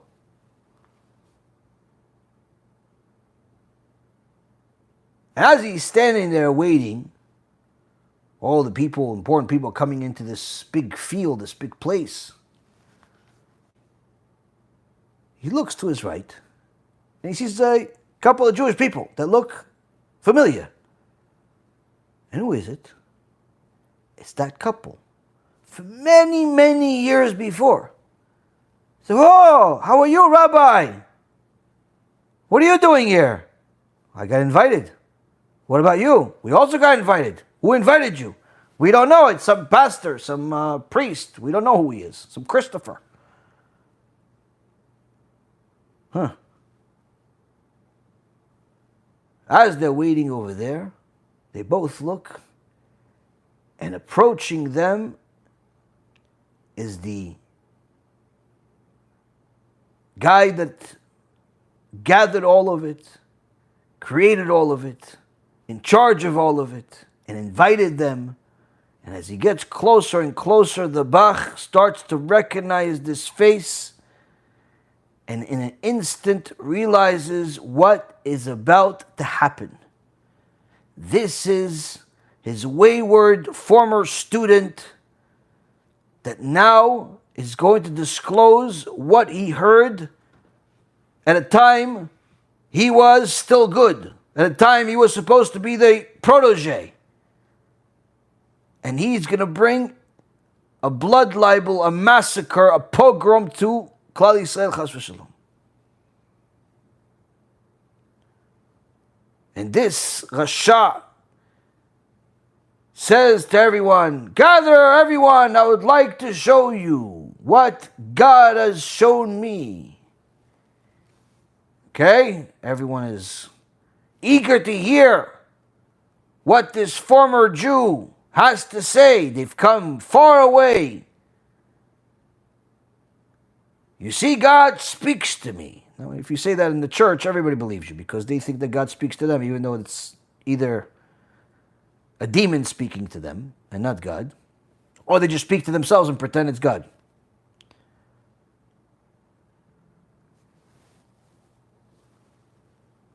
God speaks to me, he says, and he uncovered a great mystery that I'm about to disclose to all of you. A mystery unlike anything you've ever heard.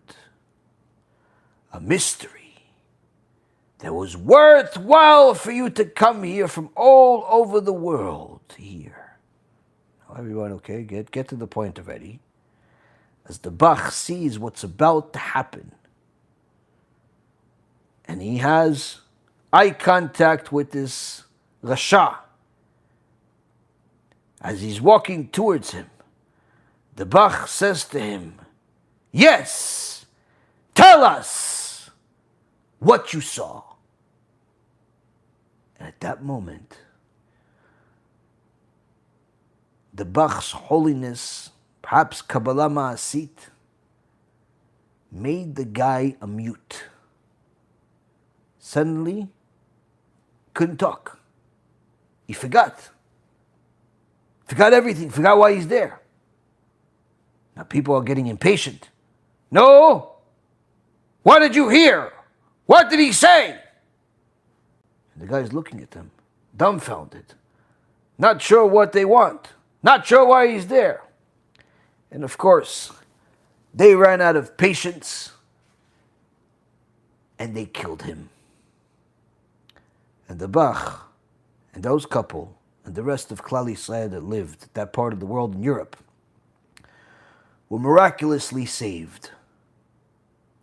You see, Rabotai Karim, there are many stories just like this that have happened to Klal Yisrael, where Chachmei Yisrael simply were given the hand by Kadosh Baruch Hu to save us, to help us, because one of us went against. The famous debates that put Am Yisrael in danger have always been spearheaded by people that were formerly Jewish, formerly good.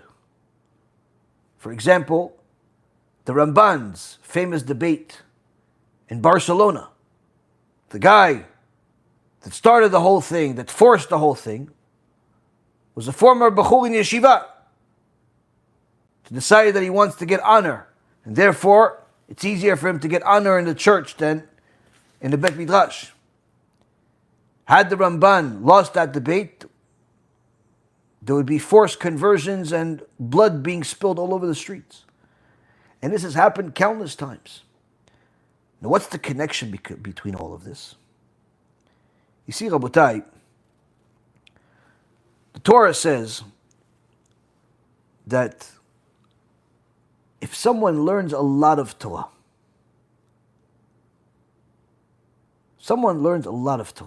we're not talking about somebody who doesn't learn Torah. Why? Because somebody who doesn't learn Torah, a Jew that doesn't learn Torah has no share of the world to come. He's done. So we're not even going to waste our time on people that are corrupt and they don't learn Torah, because there's simply no way to be righteous if you don't learn Torah, because all of the righteous laws come from the Torah. There's no righteous laws of mankind. We spoke about that earlier. One country permits it, the other one throws you in jail for 25 years. One law says is allowed, the other one says is not allowed. It's the same, it's just insanity. Laws of the Torah are right. Laws of the Torah are righteous. So someone learns a lot of Torah. A lot of Torah. He learns the Gemara, he learns the Poskim, he learns Shulchan Aruch, he learns Rishonim, Achronim, he learns Chasidut, he learns everything. But he stays corrupt. He stays corrupt. He stays arrogant. Stays stingy. Stays angry. Stays corrupt in his business. Guess what? Even if he learned all of the Torah, the Gemara says, a Talmid Chacham, someone who learns a lot of Torah, that has bad midot, a dead animal in the market that's rotting, that's smelly, that's disgusting, that they can't wait for somebody to, get it out of there and bury it somewhere. People cannot walk next to it. All the maggots and disgusting things that are happening to it. But it's there. Everyone looks at it, aside from being disgusted by his body being split open and all types of stuff eating him, it also smells horrible. If you ever went into a place, whether it's a house or a room, wherever, where there was a dead animal in there, after a few hours, the smell is so, not a few hours even, sometimes a few minutes, but after a day, the smell is so horrific, you cannot walk into the room. The Gemara says, that dead animal that's rotting over there, that smells horrible, unbearable, that dead animal is better than that corrupt chacham. Because at least that animal is serving its purpose. But that chacham that knows a lot, but does not do it. He knows a lot, but he's arrogant still. He's corrupt in his business still. He's still bad. Not only he's not doing what he's supposed to, he's not doing what he's supposed to even after knowing the instructions. There's nothing worse than him. So you see, Rabotai Karim, business laws, we can go and talk about it for 500 years and we still didn't scratch the surface. Business laws in Judaism are very much a big deal. Because if you can't do business right, you can't serve Hashem right. You could pretend like you are, but the moment that you go in front of the place where there are no more lies, in front of the place where there's no more stories, in front of the place where there's no more time or the concept of time, in the Bed Din of Shamayim, the first question that they ask you, did you conduct your business be'emunah? You understood that HaKadosh Baruch Hu is watching every transaction that you do.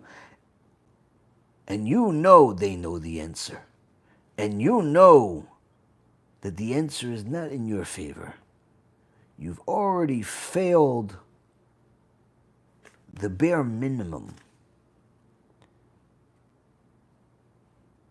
If you're still in this world, and you've had the merit to learn this, whether it's tonight, in this lecture, or any other time, that's because HaKadosh Baruch Hu is trying to give you a chance to fix before it's too late. And maybe His will that all of those that watch, all of those that hear, all of those that know, and all of those that need to, will do the tshuva that's necessary in how they conduct themselves when it comes to business, and follow the ways of Hashem, and don't have to pretend anymore, because it's simply more profitable to go in the way of the king. Derech HaMelech. With that being said, Rabotai, you guys could ask some questions. Zot Hashem, we'll try to answer them. Kadosh Baruch Hu will give us the answers.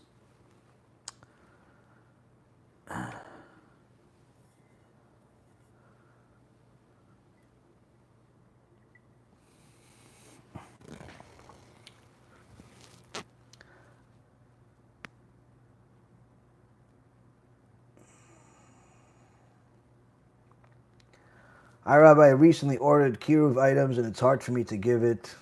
Is there any way I can give it back and someone can actually give it out, or do you have any advice? Well, if you ordered items from us, that means that you cost us a bunch of money. We invested a lot of money. We shipped it. We boxed it. At the very least, you should distribute it. And if you can't distribute it, for whatever excuse you have, the least you can do is get somebody else to do it, even if it costs you money, because you already have taken advantage of the kindness of the organization and the people that donate to it. Don't be a bigger burden by asking us to now pay even more money to go and ship it again, pay for it again, box it again, do everything again, and you are just relieved of the responsibility that you chose for yourself. We didn't ask you to do it. You chose to do it. You chose to order books and cards and whatever it is. I don't even know who you are. You chose to. We took the time, the money, the efforts to get it to you. I can assure you, doesn't matter what box you ordered Or how many bucks? It costs us hundreds of dollars. Box of books. Each box has 20 books. The shipping itself is going to cost $40, $50, $60.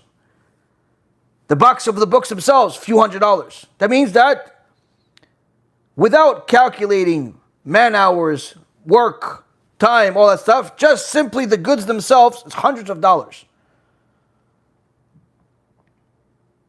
The least you can do is give it out. If you don't want to give it out, you go and take the time and the money and the effort and go give it to somebody. Why? Because the obligation is on you. Now, if you still refuse to do that, certainly you can send it back, but I could tell you that you're still not free of your obligation because you cost us money, and therefore you have to donate the money. Otherwise, it's simply considered like you stole.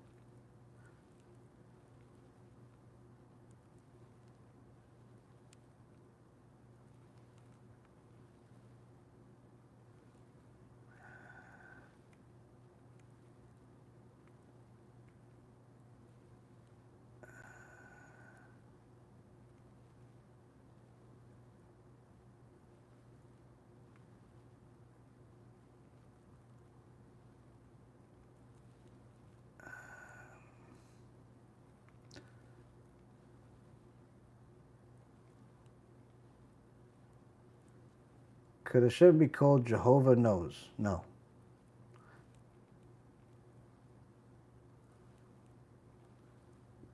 Could Hashem be called Secret Mystery? No. All these names are Goyim names. Would you consider teaching our prophets in depth, chapter by chapter, so we may study correctly? It will take too much time.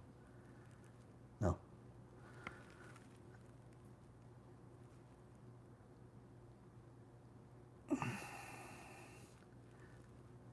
I heard a rabbi say that hell is just overwhelming suffering a sinner feels when his soul enters the unfiltered reality, and that hell only lasts 12 months. What do you think?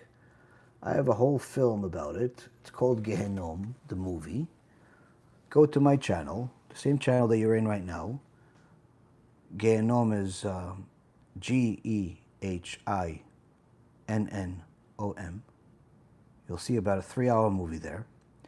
In that film, there are over 170 sources that are quoted and shown on the screen that you can check yourself from across all spectrums of the Torah, from the written Torah of the 5 books of Moses, the prophets, the writings, the Mishnah, the Gemara, the Talmud Yerushalmi, Talmud Bavli, the Shulchan Aruch, the Rambam, Sifrei Hasidut, the Zohar Kadosh. Literally, all spectrums of the Torah were covered. And you'll see how not only there are definitive answers to the questions that you're asking, but also how the person that calls themselves a rabbi or whatever they call themselves, that said that Gehenom is not fire, suffering, and Gehenom is this nonsense that you just described in their name, those people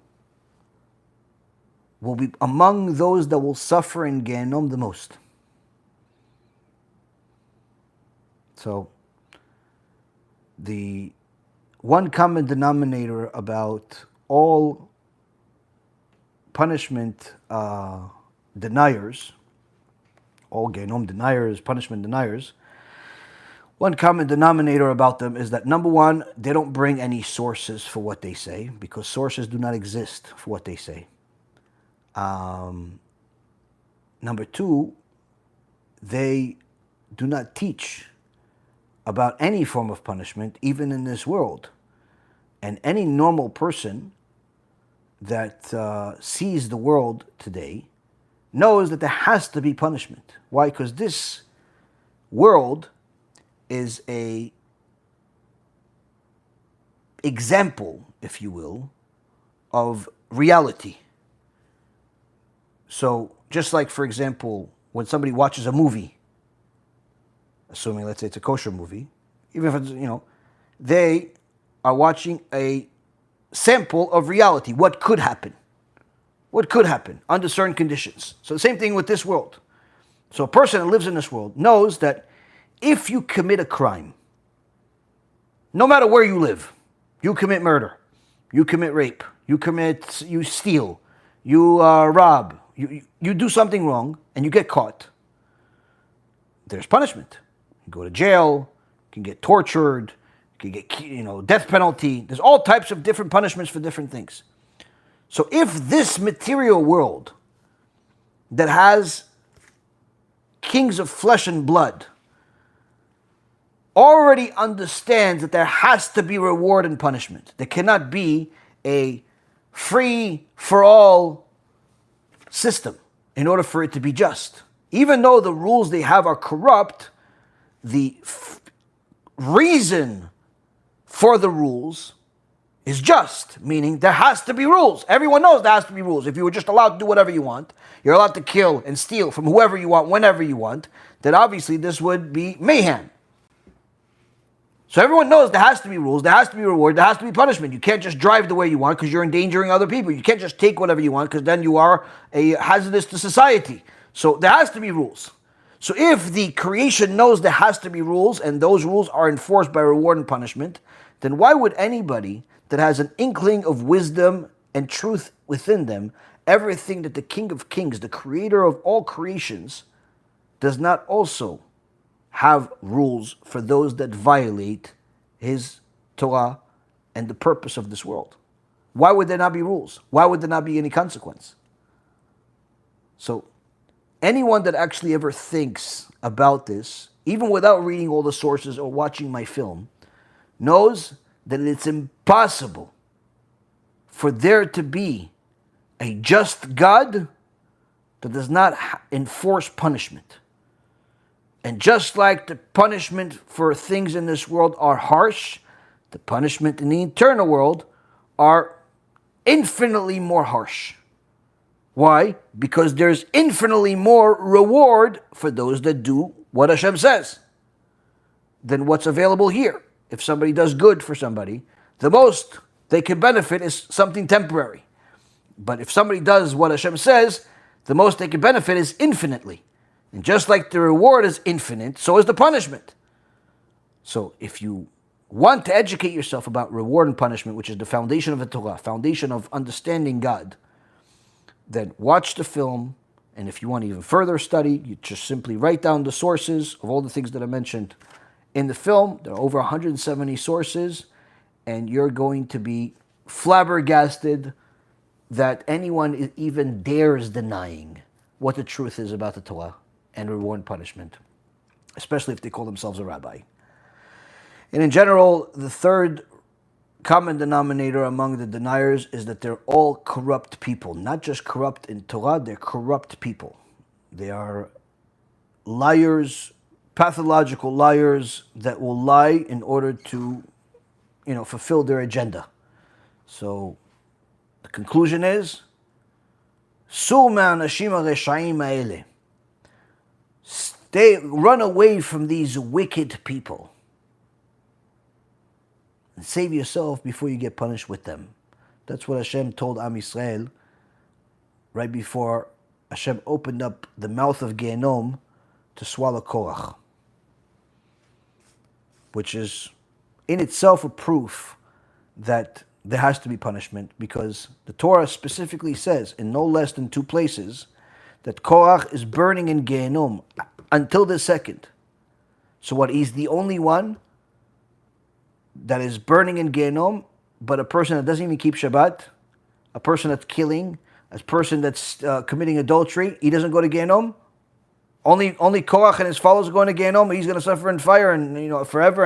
And the rest of the criminals after him, no go. Hitler doesn't go to Gehinnom. They all just feel uncomfortable. So anyone that has a brain and a little bit of honesty in them knows that there is a truth that they're completely unaware of. And Baruch Hashem, we worked many, many years to gather the information, to present it the right way, and we have a whole film about it, which is something that has helped quite a few people, Baruch Hashem.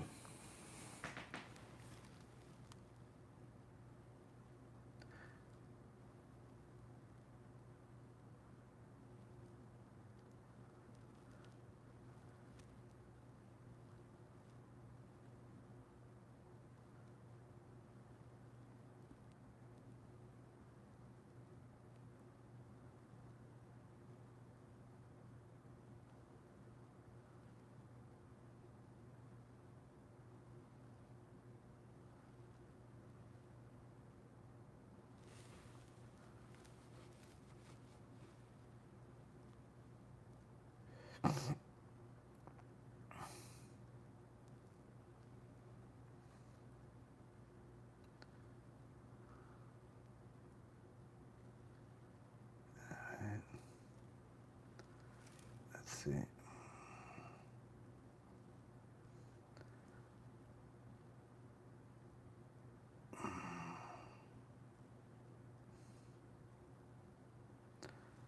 What do you think of World War III? World War III in the Torah is called Gog and Magog. That's going to be the last war where the culmination of it is going to be the Mashiach is going to come. And all of the enemies of God and the Torah are going to be destroyed.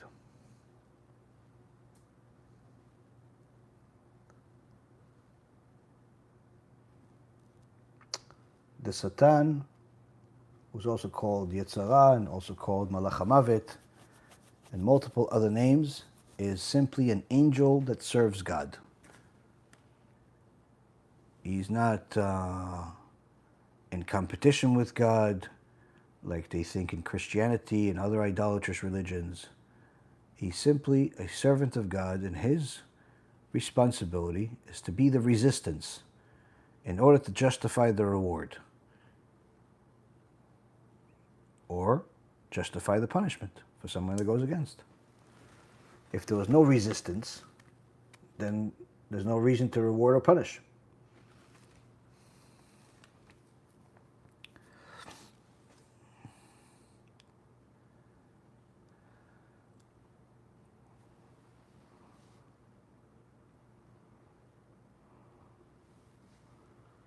Can't see.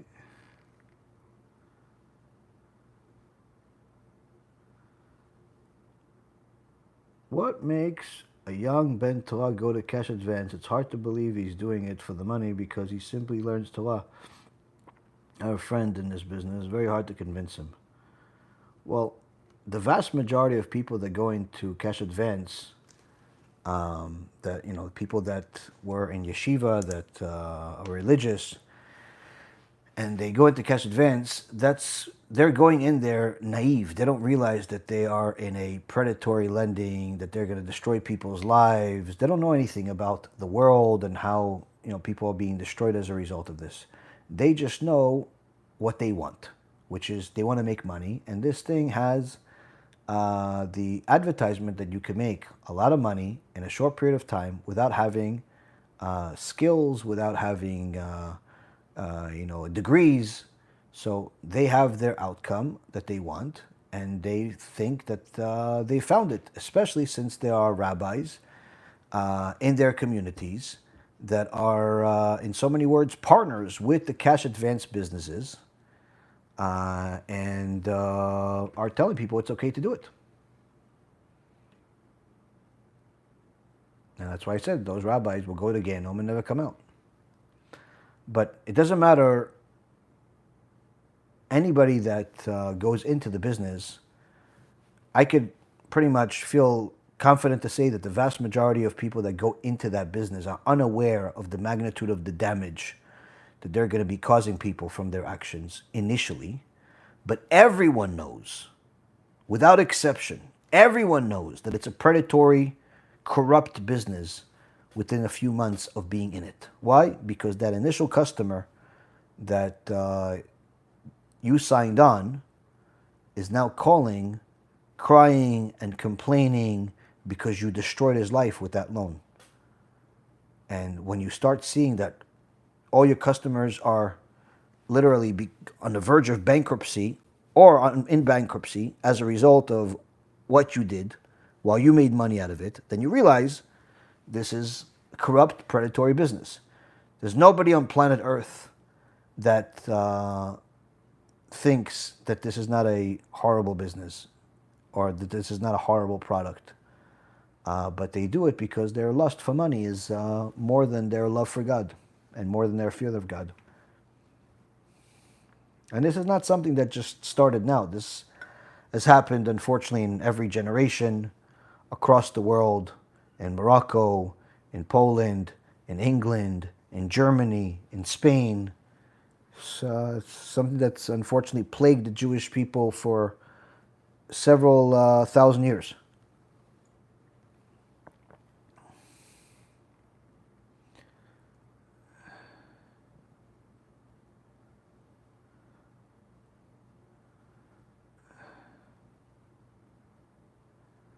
The Jewish nation is in exile to gather the converts and to return to Eretz Yisrael. What happens to the Noahides who couldn't convert?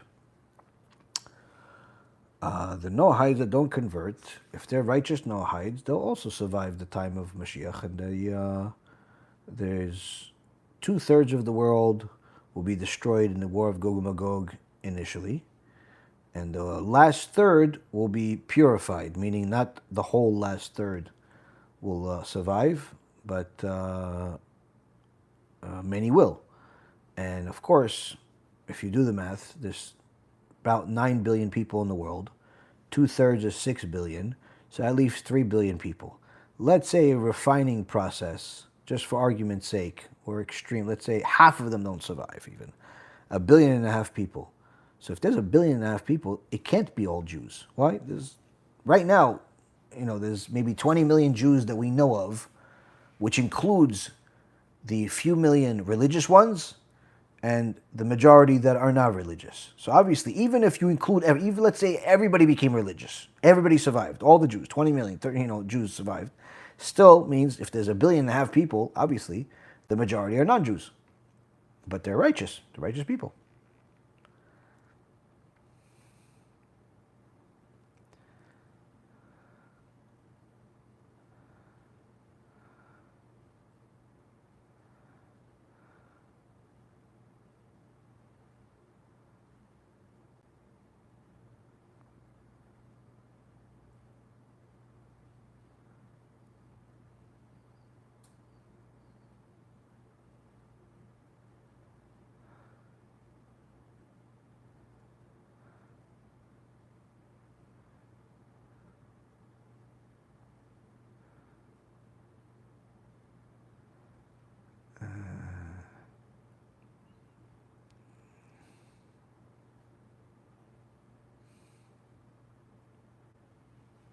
Okay.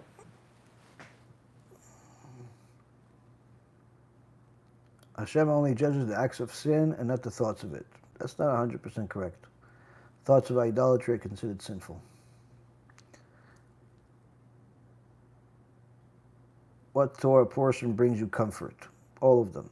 Learning Torah is the greatest thing in the world. And the more you understand it, the more comfort it gives you. Are Jews the only chosen people? Yes. God decided who to choose. He chose only the Jewish people. But not every Jew that's born a Jew is considered righteous. If you follow the Torah, then you're part of the chosen people. If you go against the Torah, a Jew that goes against the Torah is worse than a non-Jew that follows it. That even if the non-Jew goes against the Torah and a Jew goes against the Torah, the Jew is worse. Because when a Jew goes against the Torah, they become the worst part of creation.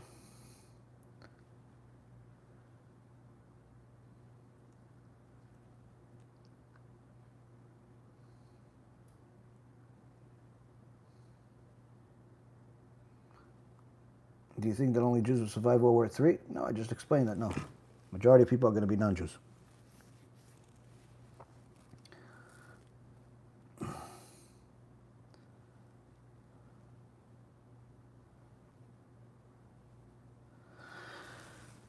Bring you up? No, I don't have people online. Where is it written that the thoughts? Go to Gemara Masechet Avodah Zarah. Why is only Reuven, Shimon, and Levi mentioned as the head of the tribes when approaching Paro with Moshe? Where is Yehuda? The tribes did not come with Moshe to Paro.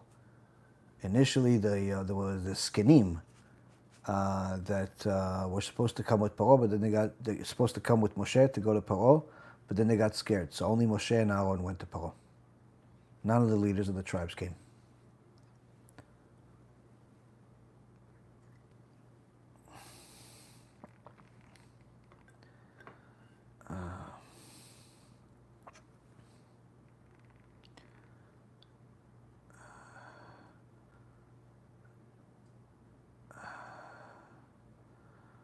What happened to the rabbis that are promoting the cash advance? Aren't they supposed to be right?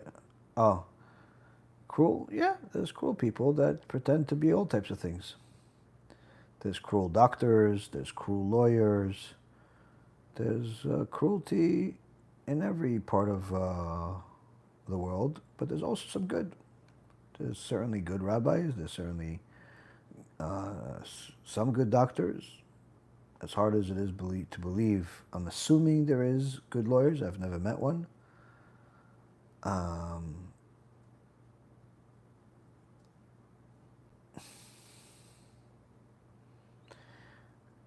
Is it allowed to read GPS Tanakh or only Art Scroll Stone Edition? Me'abachad to convert, Bezat Hashem. GPS Tanakh is not a reliable translation. There are many mistakes in it, and that's why Orthodox Jews do not use it. Art Scroll is the most reliable publisher in the world today as far as the English language is concerned. They're comprised of Talmidei Chachamim that are loyal to the Torah. They're very, very good at what they do also. So that's the most reliable. Doesn't mean it's perfect in every aspect, but it's certainly the best thing you can possibly have. And GPS is, unfortunately, not very good. Not very good. And as far as bracha for converting, bracha is on Shem. You convert if you're worthy. It's not for me to bless you. It's for you to sanctify yourself. How you act, what you do. If you do all the necessary things, then certainly Hashem will open up the doors and help you succeed. The bracha that I can give is worthless in that aspect because there's so much that's in your hands. Do you like the Talmud? Yeah, of course. I have Masechet Kiddushim here, Masechet Pesachim here, the entire set of Talmud Bavli over there, the entire set of Talmud Yerushalmi over there. So I guess you can say I like the Talmud, yes. All Orthodox Jew loves the Talmud because the Talmud is the oral Torah.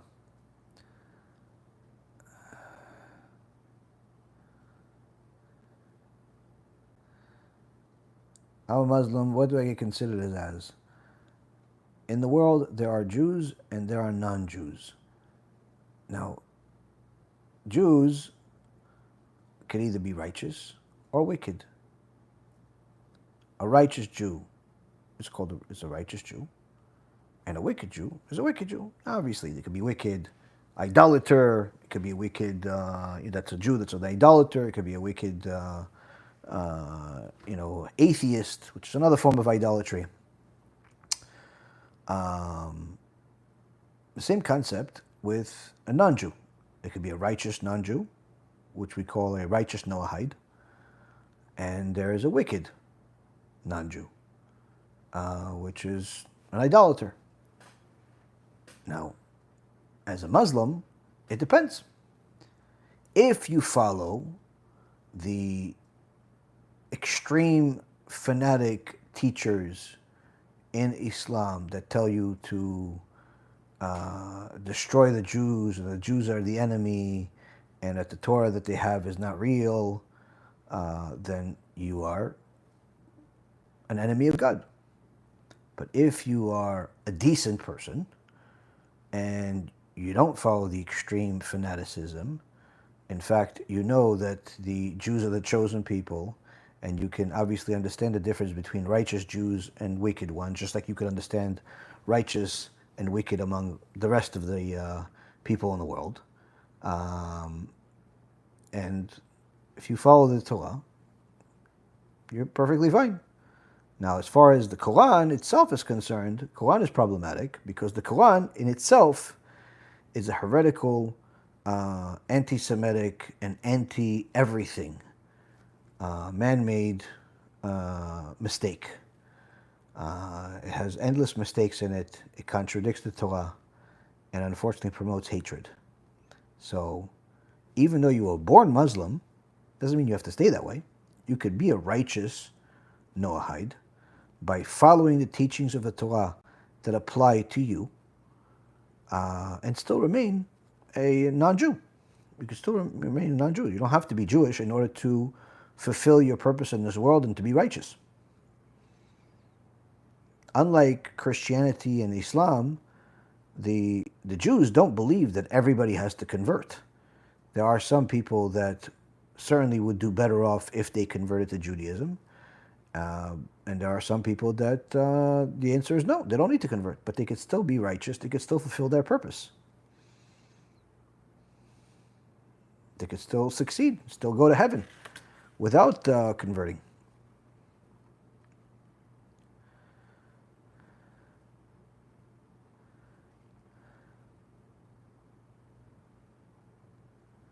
If I don't like the clients and I do MCA, merchant cash advance business, is it kosher? No. Merchant cash advance business, in its nature, it's a predatory business. When you take 40, 50, 60, 70% interest or more from people, you are desecrating God's name, you're stealing from people, and you're simply not understanding how much damage you're causing people and yourself. Now, as far as the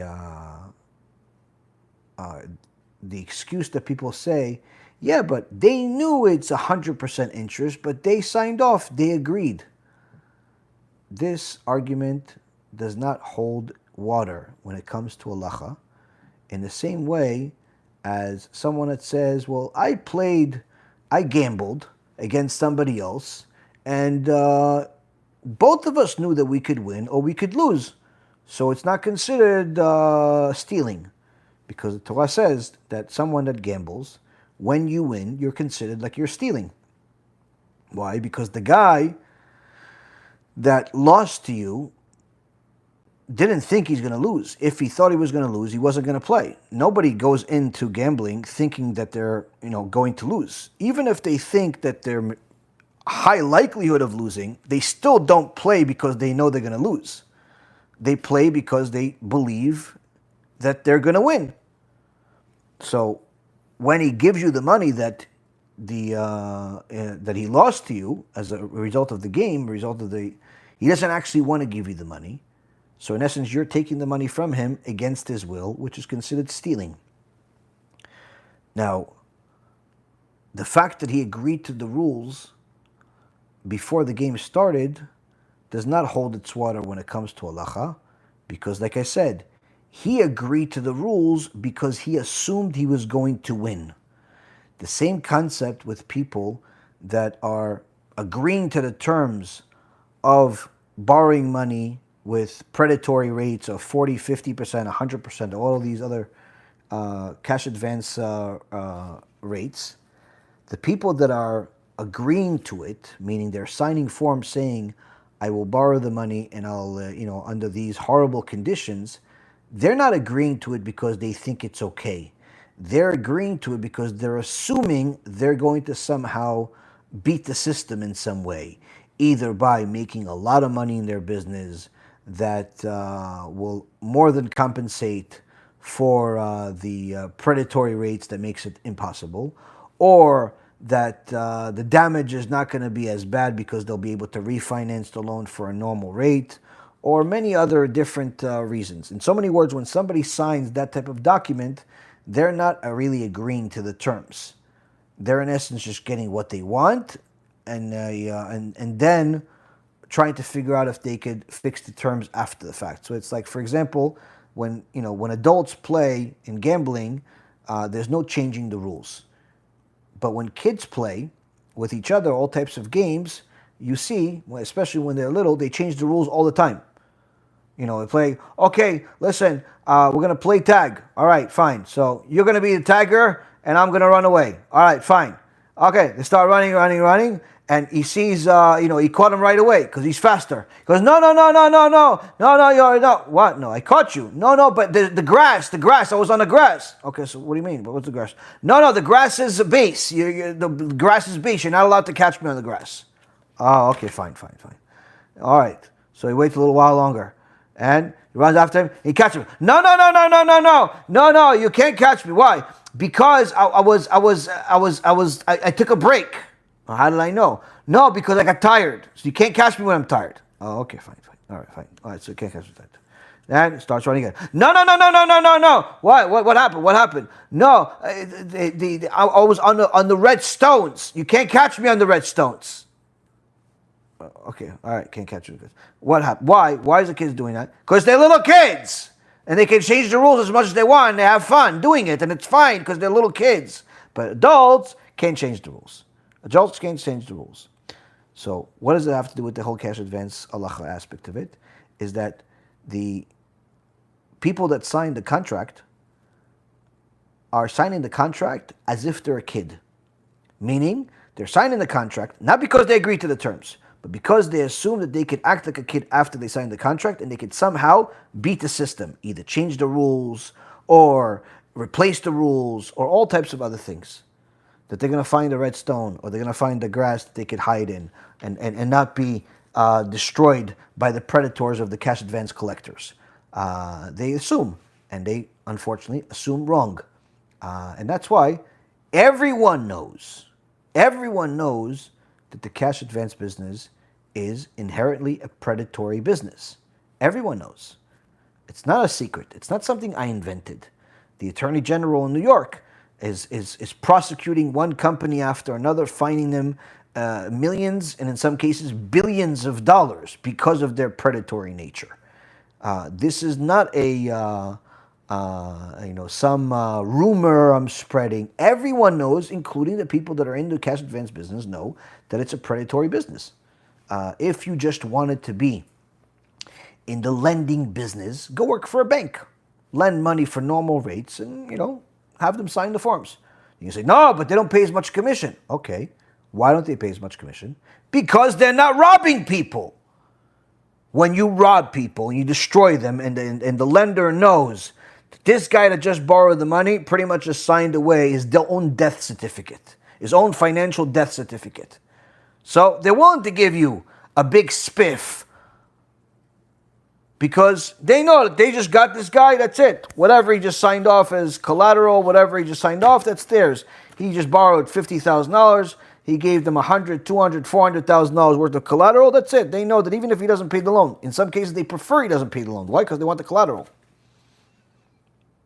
They want the collateral. So it's a corrupt business. It's also full of lies. The people that are running it simply are pathological liars. The people that work in it are pathological liars. And in so many words, you could just, if you're in the business, you know this. I don't have to teach this.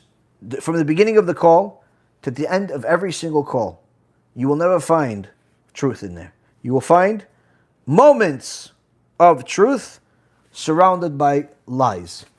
Lies about names, lies about associations, lies about security, lies about all types of assurance, Nobody is honest in that business. MC is expensive because it's unsecured loan. No, that's not true. That's not true at all.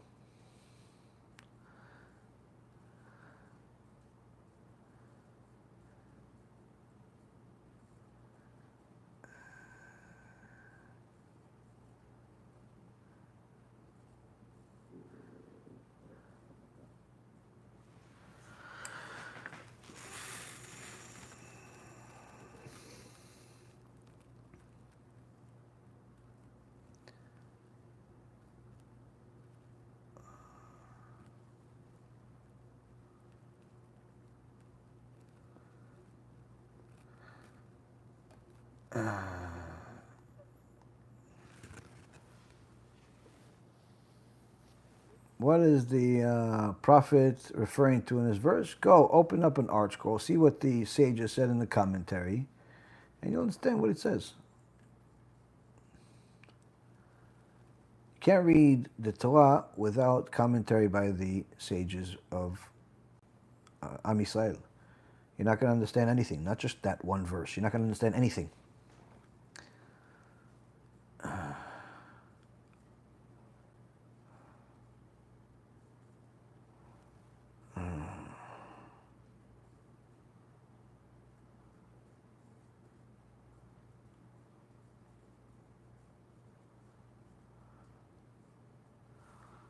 Okay, we'll take one more question. We'll finish.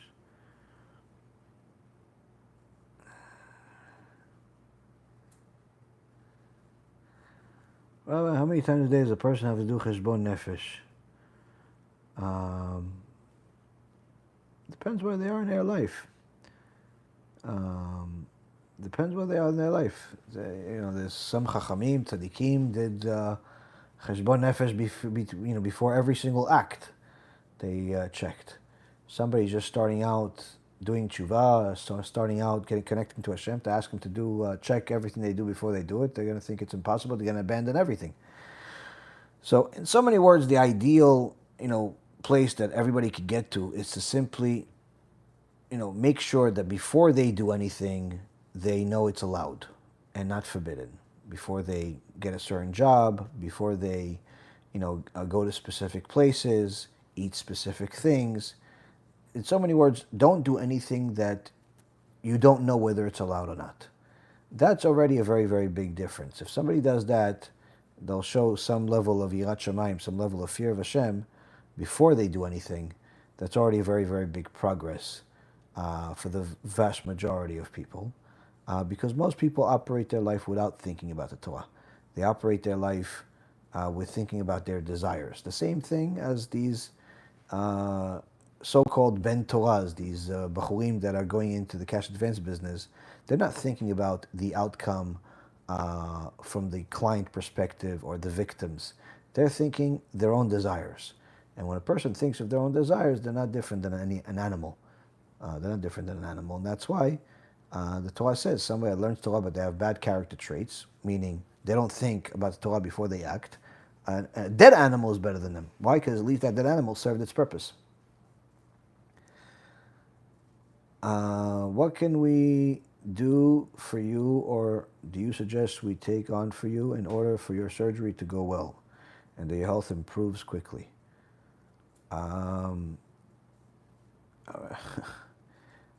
People can do whatever they want. I mean, I don't expect people to do anything for me.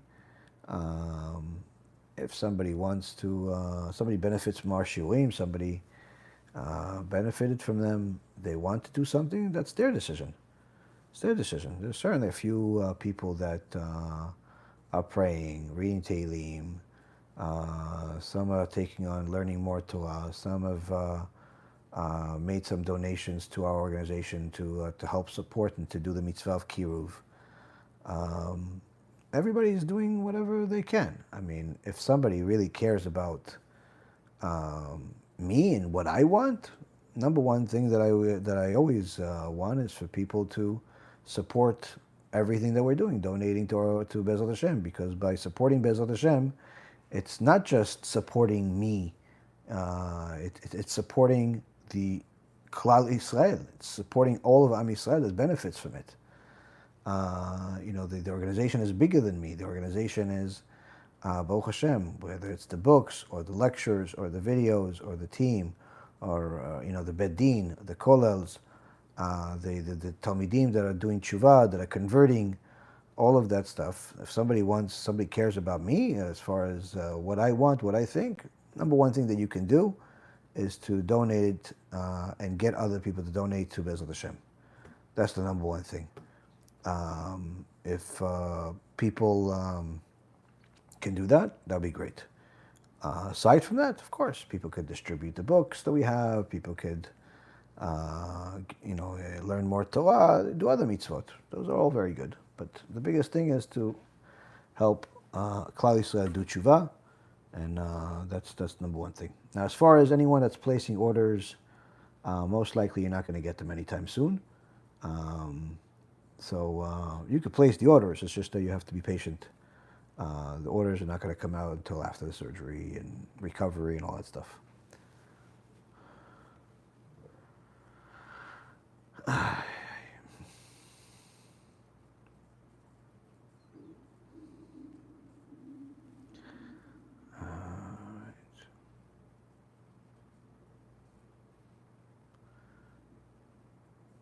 How does the merchant cash advance desecrate the Torah? I have a film. It's called Orthodox. In there, it talks about different chachamim that spoke about this industry over the years, over the centuries. It's forbidden. In general, anyone that is violating the Torah is desecrating the Torah. And merchant cash advance business is violating the Torah in many different ways. Number one, it's considered like you're stealing from people. Number two, it's considered chilul Hashem. Number three, lending money to people with high interest is not allowed if those people are actually accommodating you and they're good to you. So there's a lot of different things that people are simply unaware of, and they're relying on simply their desires to do this. If you read the book that we have called Ochachot V'Tochachot, written by our own dear Av Bedin, Rav Ephraim, in that book, Ochachot V'Tochachot, the last segment is a halachic answer that no rabbi on planet Earth can dispute. And that answer shows all of the different reasons of why cash advance is forbidden. And no one can dispute it. No one can argue against it. No one. I've actually offered already for a few years. Anyone that wants to write a tshuva to prove otherwise, and they successfully do it, they prove that cash advance is allowed, I want to give them $100,000. But nobody is. Oh, and by the way, this is a psak that's coming out soon. Cash advance is forbidden. It's considered gezer goy, chilul Hashem, increases anti-Semitism, and many, many other things. In so many words, somebody that's in the cash advance business, whether they're the broker, the owner, the clerk, the bookkeeper, they're part of this chilul Hashem. It's no different than being part of the Nazi army. There were 150,000 Jews that fought for Hitler. In at least one case, one of them was an Orthodox Jew. The rest of them seems like they were not exactly religious people. But nonetheless, Hitler had 150,000 Jews in his army. So if you think that's okay, then you could say that merchant cash advances is okay. But if you realize that being in a Nazi army is not okay, then you should realize that being in a merchant cash advances is also not okay. That's not hard to understand.